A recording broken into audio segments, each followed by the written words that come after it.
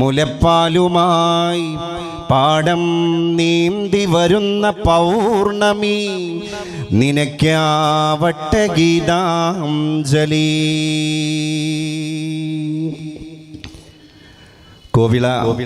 കോയിവിള അയ്യങ്കോ കോയിക്കൽ ശ്രീ ധർമ്മശാസ്ത്ര ക്ഷേത്രത്തിൻ്റെ 31ാമത് ശ്രീമദ് ഭാഗവത സപ്താഹയജ്ഞത്തിൻ്റെ ശ്രേഷ്ഠവും സുന്ദരവും അദ്വിതീയവും അനിർവചനീയവും അതുല്യവും മനോഹാരിയത തുളുമ്പി നിൽക്കുന്നതുമായ ഈ മഞ്ജുളമായ സദസ്സാണ് സാക്ഷി.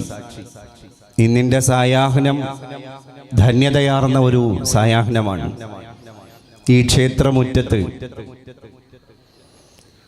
വിനീതനായി ഞാൻ വന്ന് സമാഗതനാകുമ്പോൾ എൻ്റെ മുമ്പിൽ ആസനസ്ഥരായവരും പാർശ്വഭാഗങ്ങളിൽ സമാഗതരായവരും ഒക്കെയായിരിക്കുന്ന എൻ്റെ പ്രിയ സഹോദരി സഹോദരങ്ങളെ കാണുമ്പോൾ,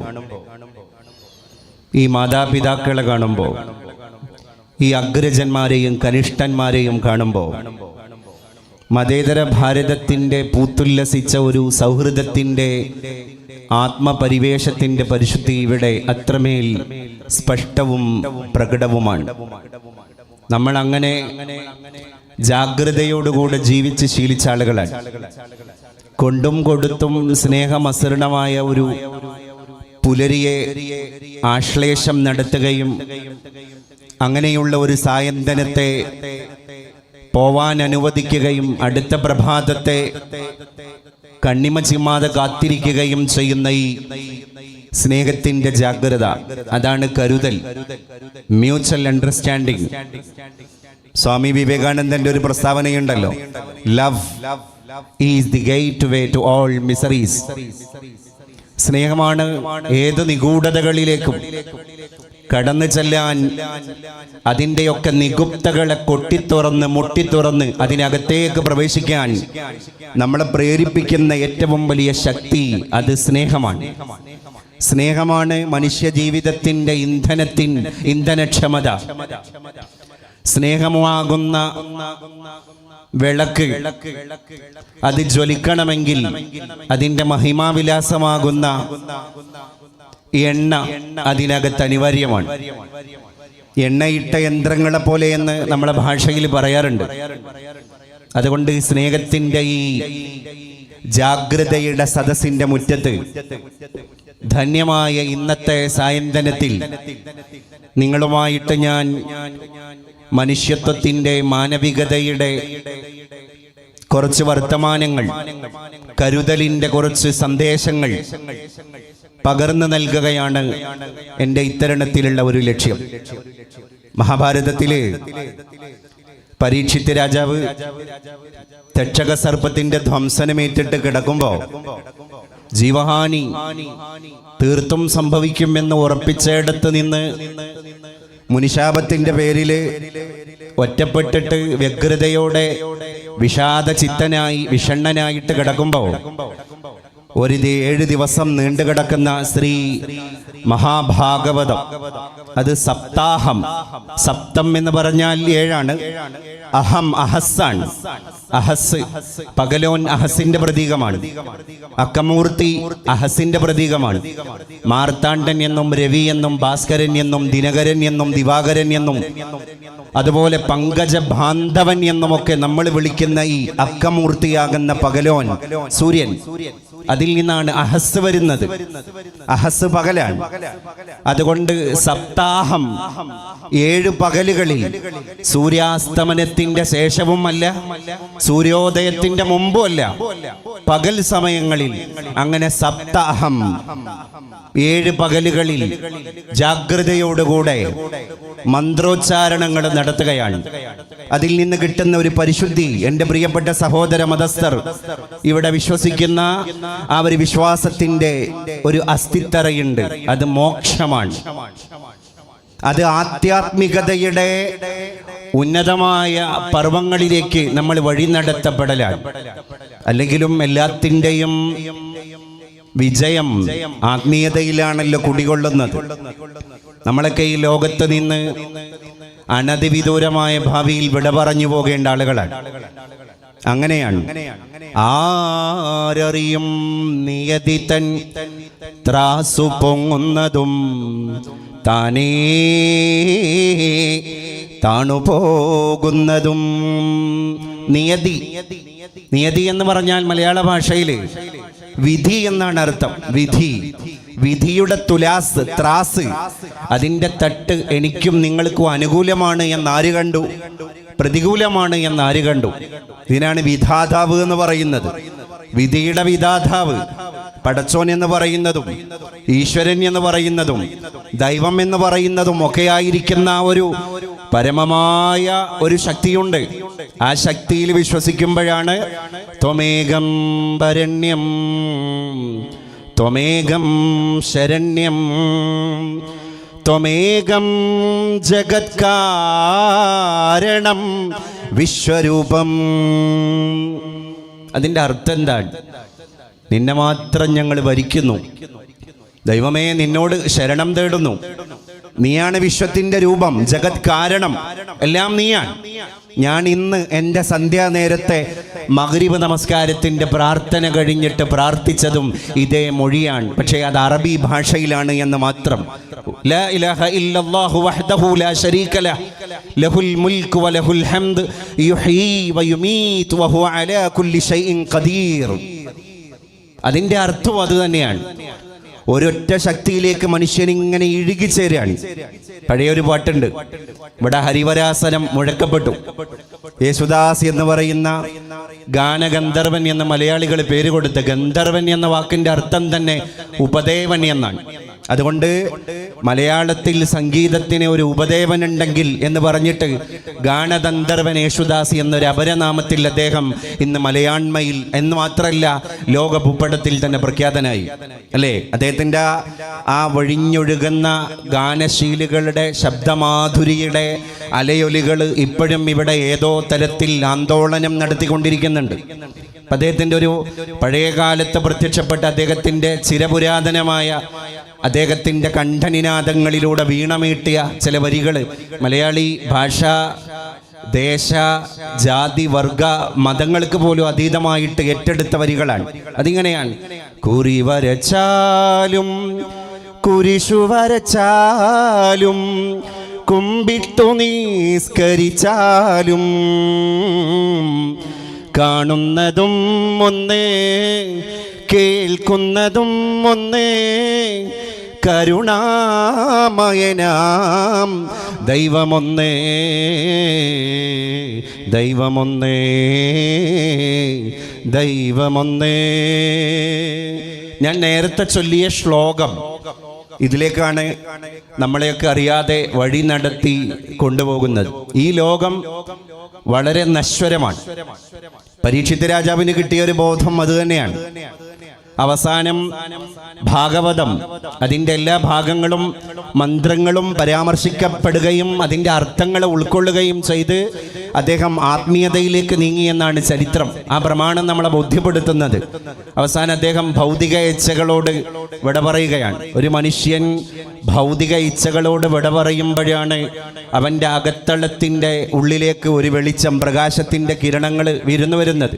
അപ്പോഴാണ് അവൻ്റെ സ്വാർത്ഥത അവന് ചവറ്റുകൊട്ടയിലേക്ക് വലിച്ചെറിയാൻ കഴിയുന്നത്. അല്ലെങ്കിൽ മനുഷ്യൻ്റെ പേര് സ്വാർത്ഥം ഭരി എന്നാണ്. സ്വാർത്ഥതയെ അവൻ ഭരിക്കുന്നു, അവനെ സ്വാർത്ഥത ഭരിക്കുന്നു. ഇതൊക്കെയാണ് സ്വാർത്ഥം ഭരി എന്ന വാക്കിൻ്റെ അർത്ഥം. നിസ്വാർത്ഥൻ അതിൻ്റെ നേരെ വിപരീതമാണ്. നിസ്വാർത്ഥനാകുമ്പോഴാണ് എൻ്റെ ദുഃഖം എൻ്റെ സഹോദരൻ്റെ ദുഃഖമാണ് എന്ന് പറയാനും മനസ്സിലാക്കാനും അത് പ്രാവർത്തിക തലത്തിലേക്ക് കൊണ്ടുവരാനും കഴിയുക. നിറഞ്ഞിരിക്കലും ദരിദ്രമീ രാജ്യം, നിരന്നിരിക്കലും വികൃതമെങ്കിലും ഇവിടെ സ്നേഹിപ്പാൻ, ഇവിടെ യാശിപ്പാൻ, ഇവിടെ ദുഃഖിപ്പാൻ കഴിവതേ സുഖം അല്ലേ.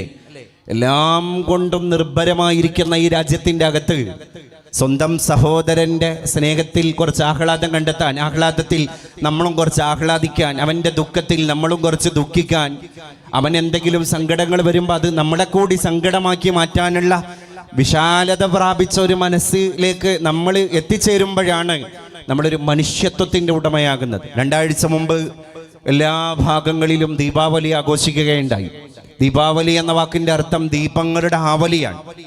ദീപം, ഒരു ദീപം ഉണ്ടായാൽ പോരാ. ആവലി എന്ന് പറഞ്ഞാൽ എന്താണ്?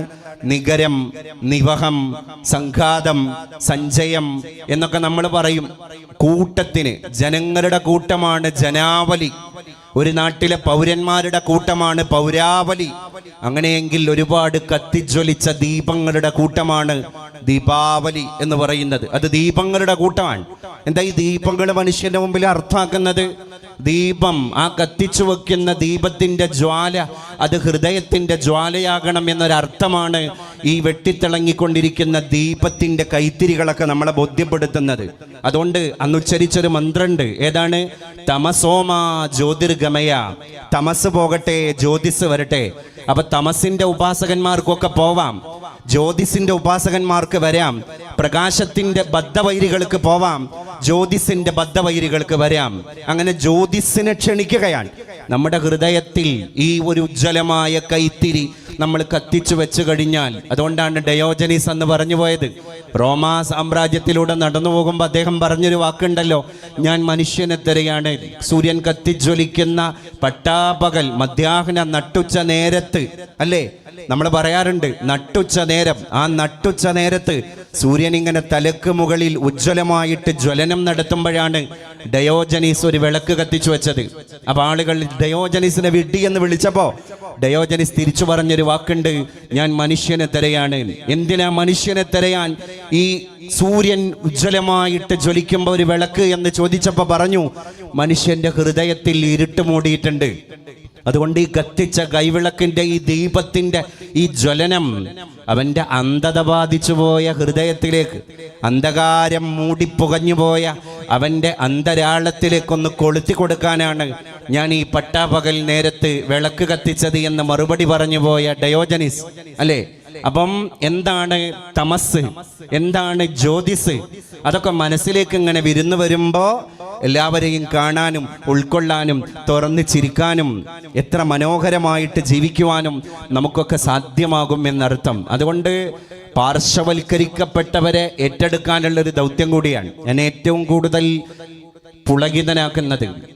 ഈ 7 ദിവസത്തിന്റെ ഇടയിൽ ഓരോ ദിവസവും 5000-6000 ആളുകൾ ജാതിമത ഭേദമന്യേ ഇവിടുന്ന് ഭക്ഷണം കഴിച്ചു പോവാൻ.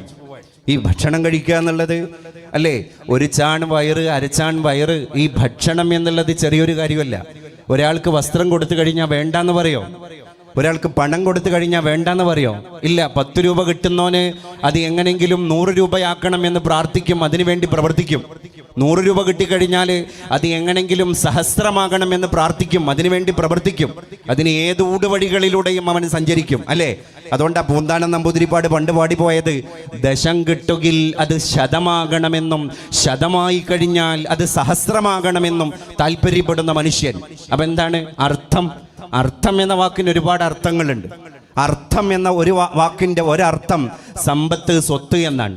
മലയാളത്തിൽ ഒരു ചൊല്ലില്ലേ, അല്പന് അർത്ഥം കിട്ടിയാൽ അർദ്ധരാത്രിയിലും കുട പിടിക്കും എന്ന് പറഞ്ഞാല് സാമ്പത്തികമായിട്ട് ശേഷി ഇല്ലാത്തവന് പെട്ടെന്ന് ഒരാൾ കൊണ്ടുപോയിട്ട് അത്യാവശ്യം സാമ്പത്തിക ശേഷി ഉണ്ടാകാനുള്ള സാധ്യതകൾക്കുള്ള വകുപ്പൊക്കെ ഉണ്ടാക്കി കൊടുത്താൽ അവൻ അർദ്ധരാത്രിയിലും കുട പിടിക്കും, അല്ലേ?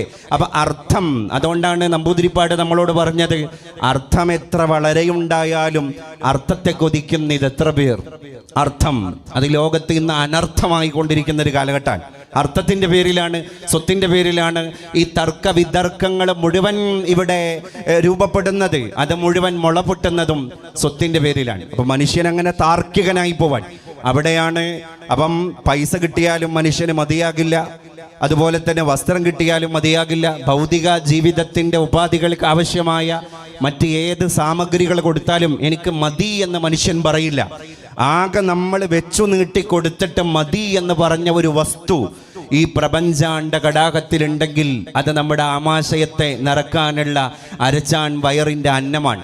അന്നം അത് എത്ര സുഭിക്ഷമാണെങ്കിലും, അത് എത്ര ഡെലീഷ്യസ് ആണെങ്കിലും, നമ്മളെ വയറ് നിറഞ്ഞു കഴിഞ്ഞാൽ നമ്മൾ പിന്നെ 2 കൈയും കാണിച്ചിട്ട് ആതിഥ്യ മര്യാദയോടുകൂടെ നമ്മളെ സൽക്കരിക്കുന്ന ദാതാവിനോട് സ്വീകർത്താവായ നമ്മൾ പറയാണ്, മതി, എനിക്കിനി തരല്ലേ, എന്നെ ഇനി ബുദ്ധിമുട്ടാക്കല്ലേ, എനിക്കിനി കഴിക്കാൻ കഴിയില്ല, ഞാൻ ക്ഷീണിതനാണ് എന്ന് മനുഷ്യൻ പറയാൻ, അല്ലേ?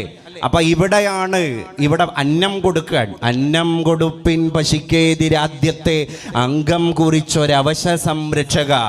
അന്നം കൊടുക്കുക, വിരുന്നൂട്ടുക, ഇത് ലോകത്തെ ഏറ്റവും വലിയൊരു ഹോസ്പിറ്റാലിറ്റിയാണ്, ആതിഥ്യമര്യാദയാണ്.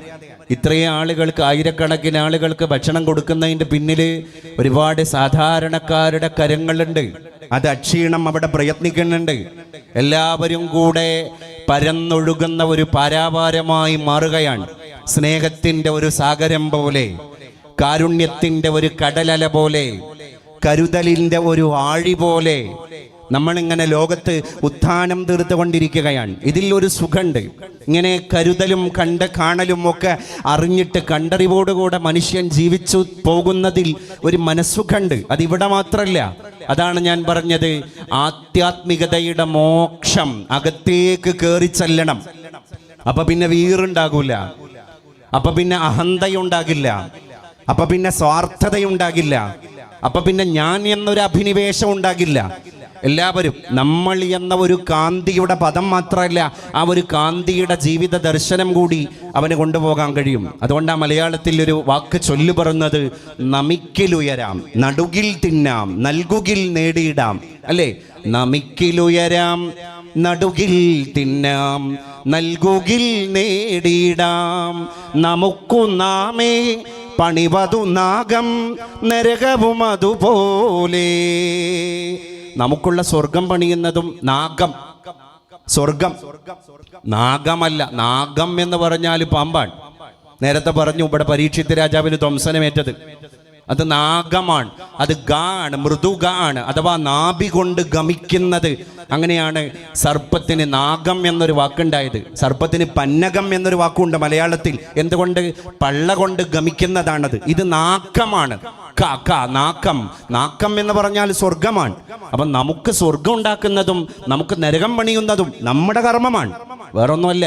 അപ്പൊ ഇവിടെ ഒരു ലോജിക് പ്രവർത്തിക്കുന്നില്ല. There is no any logic in total universe. Only magic of miracle of God. അല്ലേ? ഇവിടെ എന്തോ ഒരു ദൈവികമായിരിക്കുന്ന മെസ്മറിസം പ്രവർത്തിക്കുന്നുണ്ട്. ലോജിക്കല്ല, യുക്തിസഹമല്ല. അതുകൊണ്ടാണ് യുക്തിവാദങ്ങളൊക്കെ ലോകത്ത് മുളപൊട്ടുന്നത്. യുക്തിവാദികൾ പറയുന്ന എന്താണ്? ഇതങ്ങനെ തന്നെ ഉണ്ടായി, അത് അങ്ങനെ ഒരു ശക്തിയൊന്നും ഇവിടെ ഇല്ല. അങ്ങനെയുള്ളവർക്ക് പിന്നെ ലോകത്ത് ആരെയും പേടിക്കണ്ട. ഒരു നിയമപാലകന്റെ അല്ലെങ്കിൽ യൂണിഫോം ഇട്ട ഒരു പോലീസുകാരൻ സാന്നിധ്യത്തിലുണ്ടെങ്കിൽ അവനെ പേടിച്ച് മാത്രം ജീവിക്കാം. അവരുടെ കൂടി അഭാവത്തിലാണെങ്കിലോ എന്തും ചെയ്യാം. അപ്പൊ പിന്നെ നായകനില്ല പട നായപ്പട, അല്ലേ? അപ്പൊ നമ്മളെ ഏതോ ഒരു ശക്തി ഭരിക്കുന്നു എന്ന ആധ്യാത്മിക ബോധത്തിൽ നിന്നാണ് മനുഷ്യന്റെ കരുതലുണ്ടായിത്തീരുന്നത്. ആ കരുതലിൽ നിന്നാണ് എൻ്റെ അയൽവാസിക്ക് ഞാൻ വെച്ചു നീട്ടുന്നത്. ആ കരുതലിൽ നിന്നാണ് എൻ്റെ ഭക്ഷണം കഴിക്കാത്ത ഏകോദര സഹോദരനെ പോലെ ഞാൻ കാണുന്ന, ജാതി പോലും മതം പോലും ഞാൻ ഏത് എന്ന് അവൻ്റേത് അന്വേഷിക്കാത്ത ഒരു മനുഷ്യൻ എന്ന മാത്രയിൽ അവനെ ഞാൻ കണ്ടെത്തുകയും അവനെ ഞാൻ സ്നേഹത്തിൻ്റെ അന്നമാകുന്ന വിരുന്നൂട്ട് നൽകിയിട്ട് ആദരിക്കുകയും ചെയ്യുമ്പോഴാണ് അവനാകുന്ന മനുഷ്യനെ കാണുന്ന ഞാനൊരു മനുഷ്യനാകുന്നത്. അല്ലേ? അപ്പം മനുഷ്യത്വത്തെ കണ്ടെത്തലാണ്. അല്ലാതെ ഒരുപാട് ബിരുദാനന്തര ബിരുദം എടുക്കുക, ഡിഗ്രികൾ എടുക്കുക, more degrees, but there is no common sense. എന്താ കാര്യം? ഒരുപാട് ബിരുദാനന്തര ബിരുദങ്ങൾ പുതിയ ലോകത്ത് നമ്മൾ കണ്ടുകൊണ്ടിരിക്കുകയാണ്. കോമൺ സെൻസ് ഇല്ല. ഈ അടുത്താണ് ഏതോ ഒരു മലയാള ഭാഷയിൽ പ്രസിദ്ധീകൃതമായ ദിനപത്രത്തിൻ്റെ ഈ നമ്മുടെ ഉത്രാടപ്പാച്ചിൽ കഴിഞ്ഞ് അത്തമ്പത്തിൻ്റെ തിരുവോണത്തിൻ്റെ അന്ന് മാവേലി മന്നൻ കടന്നു വരാൻ വലിയൊരു തൊപ്പിക്കോടയൊക്കെ ചൂടിയിട്ട് മാവേലി ഒരു വീട്ടിലേക്ക് വരുന്ന രംഗാണ് ആ പത്രദ്വാര പ്രത്യക്ഷപ്പെട്ട കാർട്ടൂണിൻ്റെ അകത്തുള്ള ഇതിവൃത്തം. അങ്ങനെ മാവേലി കയറി വരുന്നുണ്ട്. മാവേലി കയറി വന്നിട്ട് മാവേലി കോളിംഗ് ബെല്ലടിക്കാൻ, പുതിയ കാലല്ലേ, കോളിംഗ് ബെല്ലടിച്ചപ്പോൾ ആരും പുറത്തേക്ക് വരുന്നില്ല. അപ്പം മാവേലി നേരെ ലിവിംഗ് റൂമിലേക്ക് കയറി പോകുമ്പോൾ 5 മക്കൾ, ആ വീട്ടിലെ 5 മക്കൾ സോഫയിൽ ഇങ്ങനെ ഇരിക്കുന്നുണ്ട്. മാവേലി വിഷണ്ണനായി, അദ്ദേഹം ആകെ വിഷാദ ചിത്തനായി. അപ്പം മാവേലി സൂക്ഷിച്ച് നോക്കിയപ്പോൾ കണ്ടത് ഒരാൾ യൂട്യൂബിലാണ്, ഒരാൾ ഫേസ്ബുക്കിലാണ്, ഒരാൾ ട്വിറ്ററിലാണ്, അടുത്ത ആൾ ഇൻസ്റ്റയിലാണ്. അപ്പോൾ ദുഃഖത്തോടുകൂടെ മാവേലി അവരോട് പറഞ്ഞു, നിങ്ങളൊന്ന് തലപൊക്കിയിരുന്നുവെങ്കിൽ എനിക്ക് അടുത്ത വീട്ടിലേക്ക് എനിക്ക് ഓണാശംസ നേരാൻ വേണ്ടി പോകായിരുന്നു എന്ന് പറഞ്ഞാൽ മലയാളിയുടെ പുതിയ കാലത്തെ ഒരു ചിത്രത്തിൻ്റെ മൂകസാക്ഷിയായിരുന്നു ആ കാർട്ടൂൺ. ലിസണിങ് ക്ലിനിക്ക് തുടങ്ങുന്ന കാലമാണ്. പുതിയ ലോകം ലിസണിങ് ക്ലിനിക്കുകളുടെ കാലമാണ്. കേൾക്കാൻ ആളില്ലാത്ത ലോകം. ഒരു വീട്ടിൽ മക്കളുണ്ട്, പക്ഷേ അമ്മയ്ക്ക് കേൾക്കാൻ സമയമില്ല, അച്ഛന് കേൾക്കാൻ സമയമില്ല, ഉപ്പയ്ക്ക് സമയമില്ല, ഉമ്മാക്ക് സമയമില്ല. കാരണം അവരൊക്കെ തന്നെ അവരവരുടെ ലോകത്താണ്. ഇങ്ങനെ ഒരു പാശ്ചാത്യവൽക്കരണത്തിലേക്ക് നമ്മളെ നാട് കടന്നു പോവാൻ. ഈ അടുത്ത് എൻ്റെ സുഹൃത്തായൊരു മലയാളി അമേരിക്ക സന്ദർശിച്ചു. അദ്ദേഹം അവിടുത്തെ ഒരു ഹൈപ്പർ മാർക്കറ്റിൽ കയറിയ രംഗം പറയുന്നുണ്ട്. അച്ഛൻ വരുന്നു, അമ്മ വരുന്നു, മക്കൾ വരുന്നു. അങ്ങനെ മാതാവ് മാതാവിനുള്ളത് വാങ്ങുന്നു, പിതാവ് പിതാവിനുള്ളത് വാങ്ങുന്നു. അദ്ദേഹത്തിൻ്റെ ക്രെഡിറ്റ് കാർഡ് കൊടുക്കുന്നു. അപ്പം ഒരു ടീനേജിലുള്ള ഒരു മോനുണ്ട്. മോൻ കടന്നു വന്നിട്ട് മോൻ ആവശ്യമുള്ളത് വാങ്ങുന്നു. അവൻ്റെ ക്രെഡിറ്റ് കാർഡ് കൊടുക്കുന്നു. അങ്ങനെ എല്ലാവരും അവരവരുടെ ലോകത്ത് അഭിരമിക്കുന്നു. ഒരു വാഹനത്തിൽ വന്നിറങ്ങിയവരാണ്, ഒരു വീട്ടിലേക്ക് തിരിച്ചു പോകാനുള്ളവരാണ്. പക്ഷേ മനസ്സുകൾക്ക് കാതങ്ങളുടെ അന്തരമായിരിക്കുന്ന ഒരു ലോകത്ത് ആ പാശ്ചാത്യവൽക്കരണങ്ങളെയൊക്കെ തൊടാതെ വിഴുങ്ങുന്ന ഒരു ആവിഷ്കാരത്തിലേക്ക് അഭിനവ മലയാളി എത്തിപ്പെട്ടിട്ടില്ല എന്നുള്ളതിൽ എനിക്ക് തർക്കമുണ്ട്. കാരണം പലപ്പോഴും എത്തിപ്പെട്ടിട്ടുണ്ട്. പൂന്താന നമ്പൂതിരിപ്പാട് ഞങ്ങളെ മലപ്പുറത്താണ്. അദ്ദേഹത്തിൻ്റെ ഇടിഞ്ഞുപൊളിഞ്ഞ ലോകം, 20ാം നൂറ്റാണ്ടിൻ്റെ ഇതിഹാസം എന്നീ കവിതകൾ ബൃഹത്തായ സന്ദേശങ്ങളാണ് മലയാളിക്ക് പ്രദാനം ചെയ്യുന്നത്. അദ്ദേഹം ഒരു മഹാകവിയാണ്. മഹാകാവ്യം എഴുതിയ തന്നെ മഹാകവിയാണ്. മഹാകവി അക്കിത്തം എന്നാണ് പറയാറുള്ളത്, അക്കിത്തം അച്യുതൻ നമ്പൂതിരിപ്പാടിനെ പറ്റി. അപ്പൊ അദ്ദേഹം പറയുന്നുണ്ട്, ഊശിക്കുടമ മുറിച്ചു വളർത്തിമേൽ മീശയും പൂണുനൂലൂരിക്കളഞ്ഞവൻ ഒത്തുവായി കൊണ്ടു ജപിക്കേണ്ടി വന്നുമേ ഓക്കാനമേകുന്ന മീനും ഇറച്ചിയും എന്ന് പറഞ്ഞാല് വേദങ്ങൾ പാരായണം ചെയ്യുന്ന ഓത്തുവായി, അതാണ് വേദങ്ങൾ ഉച്ചരിക്കുന്ന വായാണ് ഓത്തുവായി. അങ്ങനെ ഓത്തുവായി കൊണ്ട് ജപിക്കേണ്ടി, വേദങ്ങൾ ജപിക്കേണ്ടി വന്ന ഓത്തുവായി കൊണ്ട് പിന്നെ ഓക്കാനമേകുന്ന മീനും ഇറച്ചിയും എൻ്റെ കുടുംബത്തിൽ അല്ലെങ്കിൽ എൻ്റെ തലമുറകളിൽപ്പെട്ടവർ തന്നെ ഉണ്ടും അങ്ങനെ തന്നെ കഴിച്ചും കൂടിയ ഒരു കാലഘട്ടം. അപ്പം ഇടിഞ്ഞുപൊളിഞ്ഞ ലോകത്ത് അദ്ദേഹം പറയുന്നുണ്ട്, എല്ലായിടത്തും പരിവർത്തനങ്ങൾ സംഭവിച്ചിട്ടുണ്ട്. മുസ്ലിം കുടുംബങ്ങളിൽ സംഭവിച്ചു, ഹൈന്ദവ കുടുംബങ്ങളിൽ സംഭവിച്ചു, ക്രൈസ്തവ കുടുംബങ്ങളിൽ സംഭവിച്ചു, ബുദ്ധ കുടുംബങ്ങളിൽ സംഭവിച്ചു. അങ്ങനെ പ്രാചീന കാലം മുതൽ നമ്മൾ അനുഷ്ഠിച്ചു പോന്നിരുന്ന ചില ചിട്ടവട്ടങ്ങൾ, ഓരോന്നിനും ആചാരമര്യാദകൾ, രീതിശാസ്ത്രങ്ങൾ ഒക്കെ ഉണ്ടായിരുന്നു. അത് ധാർമ്മികതയിലും കണ്ടറിവുകളിലും ഒക്കെ അധിഷ്ഠിതമായിരുന്നു എന്നാണ് കവി നമ്മളെ ബോധ്യപ്പെടുത്തുന്നത്. ഞാൻ 3 ദിവസം മുമ്പ് പ്രത്യക്ഷപ്പെട്ട ഒരു പത്രത്തിലെ ഒരു വാർത്ത എന്നെ കൂടുതൽ ഇരുത്തി ചിന്തിപ്പിച്ചു. ഇന്ത്യ രാജ്യത്ത് പ്രസിദ്ധീകൃതമാകുന്ന ഒരു മെഡിക്കൽ ജേണലാണ് ലാൻസെറ്റ്. ലാൻസെറ്റ് ഈ അടുത്ത് ഒരു പഠനം നടത്തി. 7 വയസ്സ് മുതൽ 19 വയസ്സ് വരെയുള്ള കൗമാരക്കാരായ കൊച്ചുകുട്ടികളുടെ രക്ഷിതാക്കളിലാണ് ഈ ഒരു കാനേശുമാരി നടത്തിയത്. ആ കാനേശുമാരിയുടെ ഈ ഒരു കണക്കെടുപ്പിൻ്റെ ഞെട്ടിപ്പിക്കുന്ന അനന്തര ഫലം ഈ ലാൻസെറ്റ് എന്ന് പറയുന്ന ഇന്ത്യയിലെ ഈ മെഡിക്കൽ ജേണൽ പ്രസിദ്ധീകരിക്കുകയാണ്, പുറത്തുവിടാൻ. അതിലവർ പറഞ്ഞത്, നമ്മുടെ രാജ്യത്ത് താമസിക്കുന്ന ഈ പ്രായത്തിൽ, ഈ ഏജ് ഗ്രൂപ്പിലുള്ള കുട്ടികളിൽ 66% കുട്ടികളും ടെക് അഡിക്ഷനിലാണ്, ഇന്റർനെറ്റ് അടിമത്തത്തിലാണ്. അവർ സോഷ്യൽ മീഡിയ പ്ലാറ്റ്ഫോമിൽ, OTT പ്ലാറ്റ്ഫോമിൽ, ഗെയിം ആപ്പുകൾ, അങ്ങനെ ഉള്ള ഒരു വ്യവഹാരത്തിലാണ് അവരുള്ളത്. വ്യാപാരമെന്തു ഹനനനാം വനവേടനുണ്ടോ, വ്യാപന്ന മധു കഴുകനെന്നും കബോധമെന്നും. മലയാളത്തിൽ അങ്ങനെ ഒരു കവിതയില്ലേ? വ്യാപാരം അല്ലേ? ഈ സോഷ്യൽ മീഡിയയാകുന്ന അല്ലെങ്കിൽ ലഹരിയാകുന്ന, അസമത്വമാകുന്ന, മിശ്രജീവിതമാകുന്ന, പാരമ്പരാഗതമായി കുടുംബത്തിൽ നിന്ന് കിട്ടിപ്പോന്ന സംസ്കാരങ്ങളെ മുഴുവൻ കാലത്തിൻ്റെ ചവറ്റുകൊട്ടയിലേക്ക് വലിച്ചെറിഞ്ഞിട്ട് അവർ പുതിയ പുതിയ സംസ്കാരങ്ങളെ നമ്മളെ മക്കളും ഒക്കെ അങ്ങനെ കൊണ്ടുവരുന്ന സമയത്ത് നോക്കി നിൽക്കാനേ നമുക്ക് കഴിയുന്നുള്ളൂ. അതാണ് ഈ സോഷ്യൽ മീഡിയ നേതൃത്വങ്ങൾക്ക് എന്ത് വ്യാപാരമെന്ത് ഹനനനാം വനവേടനുണ്ടോ. ഈ വ്യാപാരം പൊടിപൊടിക്കുമ്പോൾ ഹനനൻ, ഹനിക്കുന്നവൻ അല്ലേ, ലോകത്തെ ഹനിക്കാൻ വന്ന ഈ കാട്ടാളനാകുന്ന നാരദനാകുന്ന ഈ വനവേടനുണ്ടോ. വ്യാപന്ന മധു കഴുകനെന്നും കബോധമെന്നും. വ്യാപന്നം, തൻ്റെ അസ്ത്രത്തിൻ്റെ കണവലിക്കുമ്പോൾ പുറപ്പെടുന്ന തൻ്റെ അമ്പിൻ്റെ, അസ്ത്രത്തിൻ്റെ, തൻ്റെ ടൂളിൻ്റെ, തൻ്റെ മൂർച്ചയേറിയ വിഷം പുരട്ടിയ ആയുധത്തിൻ്റെ ഇര വ്യാപന്നം. ഈ വ്യാപാരം നടക്കുന്നത്, ഈ വ്യാപാരത്തിൻ്റെ ഇര, അതാണ് വ്യാപന്നം. അത് കഴുകൻ എന്ന് പറഞ്ഞാൽ ഒരു കാട്ടാളത്വത്തിൻ്റെ പ്രതീകമാണ്. കബോധം എന്ന് പറഞ്ഞാലോ, കബോധം സ്നേഹത്തിൻ്റെ പ്രതീകമാണ്, ആർദ്രതയുടെ പ്രതീകമാണ്, ലാളിത്യത്തിൻ്റെ പ്രതീകമാണ്. അതുകൊണ്ടാണ് UNO പോലെയുള്ള വലിയ വലിയ ഐക്യരാഷ്ട്ര സംഘടനകൾ പോലെയുള്ള വലിയ വലിയ സംഘടനകളൊക്കെ തന്നെ ചില ചടങ്ങുകളെ ഉദ്ഘടിച്ച് ആനയിക്കുമ്പോൾ വെള്ളരിപ്രാവിനെ പറത്തിയിട്ട് തുടക്കം കുറിക്കുന്നത്. വെള്ളരിപ്രാവ് അത് തൻ്റെ കൊക്കിൽ കൊത്തിയെടുത്ത ഒരു ഒലീവ് ചില്ലയുണ്ട്. ഒലീവ്, UNOയുടെ പ്രസംഗപീഠത്തിൻ്റെ പാർശ്വഭാഗത്ത് കൊത്തിവെച്ചത് 2 ഒലീവ് ചില്ലകളാണ്. ഒലീവ് സമാധാനത്തിൻ്റെ ഒരു പ്രതീകമാണ്. പ്രാവ് അത് സമാധാനത്തിൻ്റെ മറ്റൊരു പ്രതീകമാണ്. ഉറുദു ഭാഷയിലും ഹിന്ദി ഭാഷയിലും കബൂത്തർ എന്ന് പറയുന്ന, നമ്മളെ മലയാള ഭാഷയിൽ ആണിനും പെണ്ണിനും വ്യത്യസ്ത പേരുകളുള്ള കബോധം, കബോധി, ആൺപ്രാവ് കബോധം, പെൺപ്രാവ് കബോധി എന്ന് നമ്മൾ പറയുന്ന കബോധം അല്ലേ, പ്രാവ്. അപ്പം പ്രാവാവട്ടെ അതുപോലെ തന്നെ കഴുകനാകട്ടെ, ആരായാലും കുഴപ്പമില്ല, സോഷ്യൽ മീഡിയയുടെ ഇര ആരായാലും കുഴപ്പമില്ല. അങ്ങനെ ഒരു വാണിജ്യം അരങ്ങ് തകർന്നുകൊണ്ടിരിക്കുന്ന കുതൂഹലങ്ങളുടെ, കലഹങ്ങളുടെ, കോലാഹലങ്ങളുടെ, വിഹ്വലതകളുടെ ലോകത്താണ് എൻ്റെ പ്രിയപ്പെട്ട അച്ഛനമ്മമാരെ, എൻ്റെ പ്രിയപ്പെട്ട സഹോദരി സഹോദരങ്ങളെ നമ്മളൊക്കെ ജീവിച്ചുകൊണ്ടിരിക്കുന്നത്. അതുകൊണ്ട് വയസ്സായ ആളുകളെ നോക്കാൻ ആളില്ല.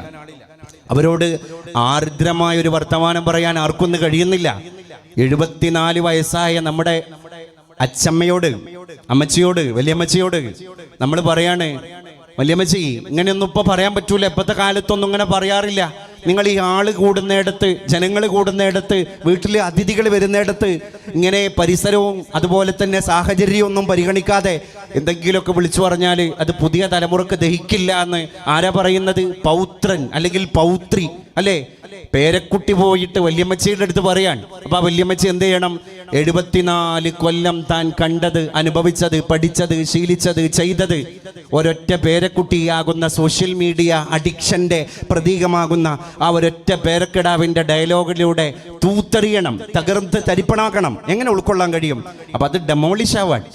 പാവപ്പെട്ടിരിക്കുന്ന വാർദ്ധക്യത്തിന്റെ അസ്തമാന സൂര്യനെ മുന്നിൽ കണ്ടുകൊണ്ടിരിക്കുന്ന ഈ പിതാമഹനും പിതാമഹതിയും മാതൃമഹനും ഒക്കെ തന്നെ ഇങ്ങനെ വിഷണ്ണരായിട്ട് ഒരു തരം വിഷാദ രോഗത്തിലേക്ക് കടന്നു പോകാൻ. അവർ നോക്ക് നിങ്ങൾ, അവർക്ക് ഒറ്റയ്ക്ക് ഇരിക്കുമ്പോൾ എന്താ അവർക്ക് കൂട്ടിനുള്ളത്? ഒരു 17 വയസ്സുള്ള 25 വയസ്സുള്ള ഒരു കുട്ടി ഒരു ക്ലിനിക്കിൽ പോയി ഒരു ഡോക്ടർ വെയിറ്റ് ചെയ്യുകയാണെങ്കിൽ അരമണിക്കൂർ കഴിഞ്ഞിട്ടേ ഡോക്ടർ വരുള്ളൂ എന്ന് പറഞ്ഞാൽ അവൻ്റെ മുഖത്ത് ഒരു മ്ലാനതയുടെ നിഴലാട്ടം പോലും ഇല്ല. ഓക്കെ, ഞാൻ ഡീൽ ചെയ്തോളാം. അവൻ വാട്സപ്പ് തുറക്കാൻ, അവൻ ഫേസ്ബുക്ക് തുറക്കാൻ, അവൻ ഡാറ്റ ഓൺ ചെയ്യാൻ, അവന് സമയം പോയത് അറിയുന്നില്ല.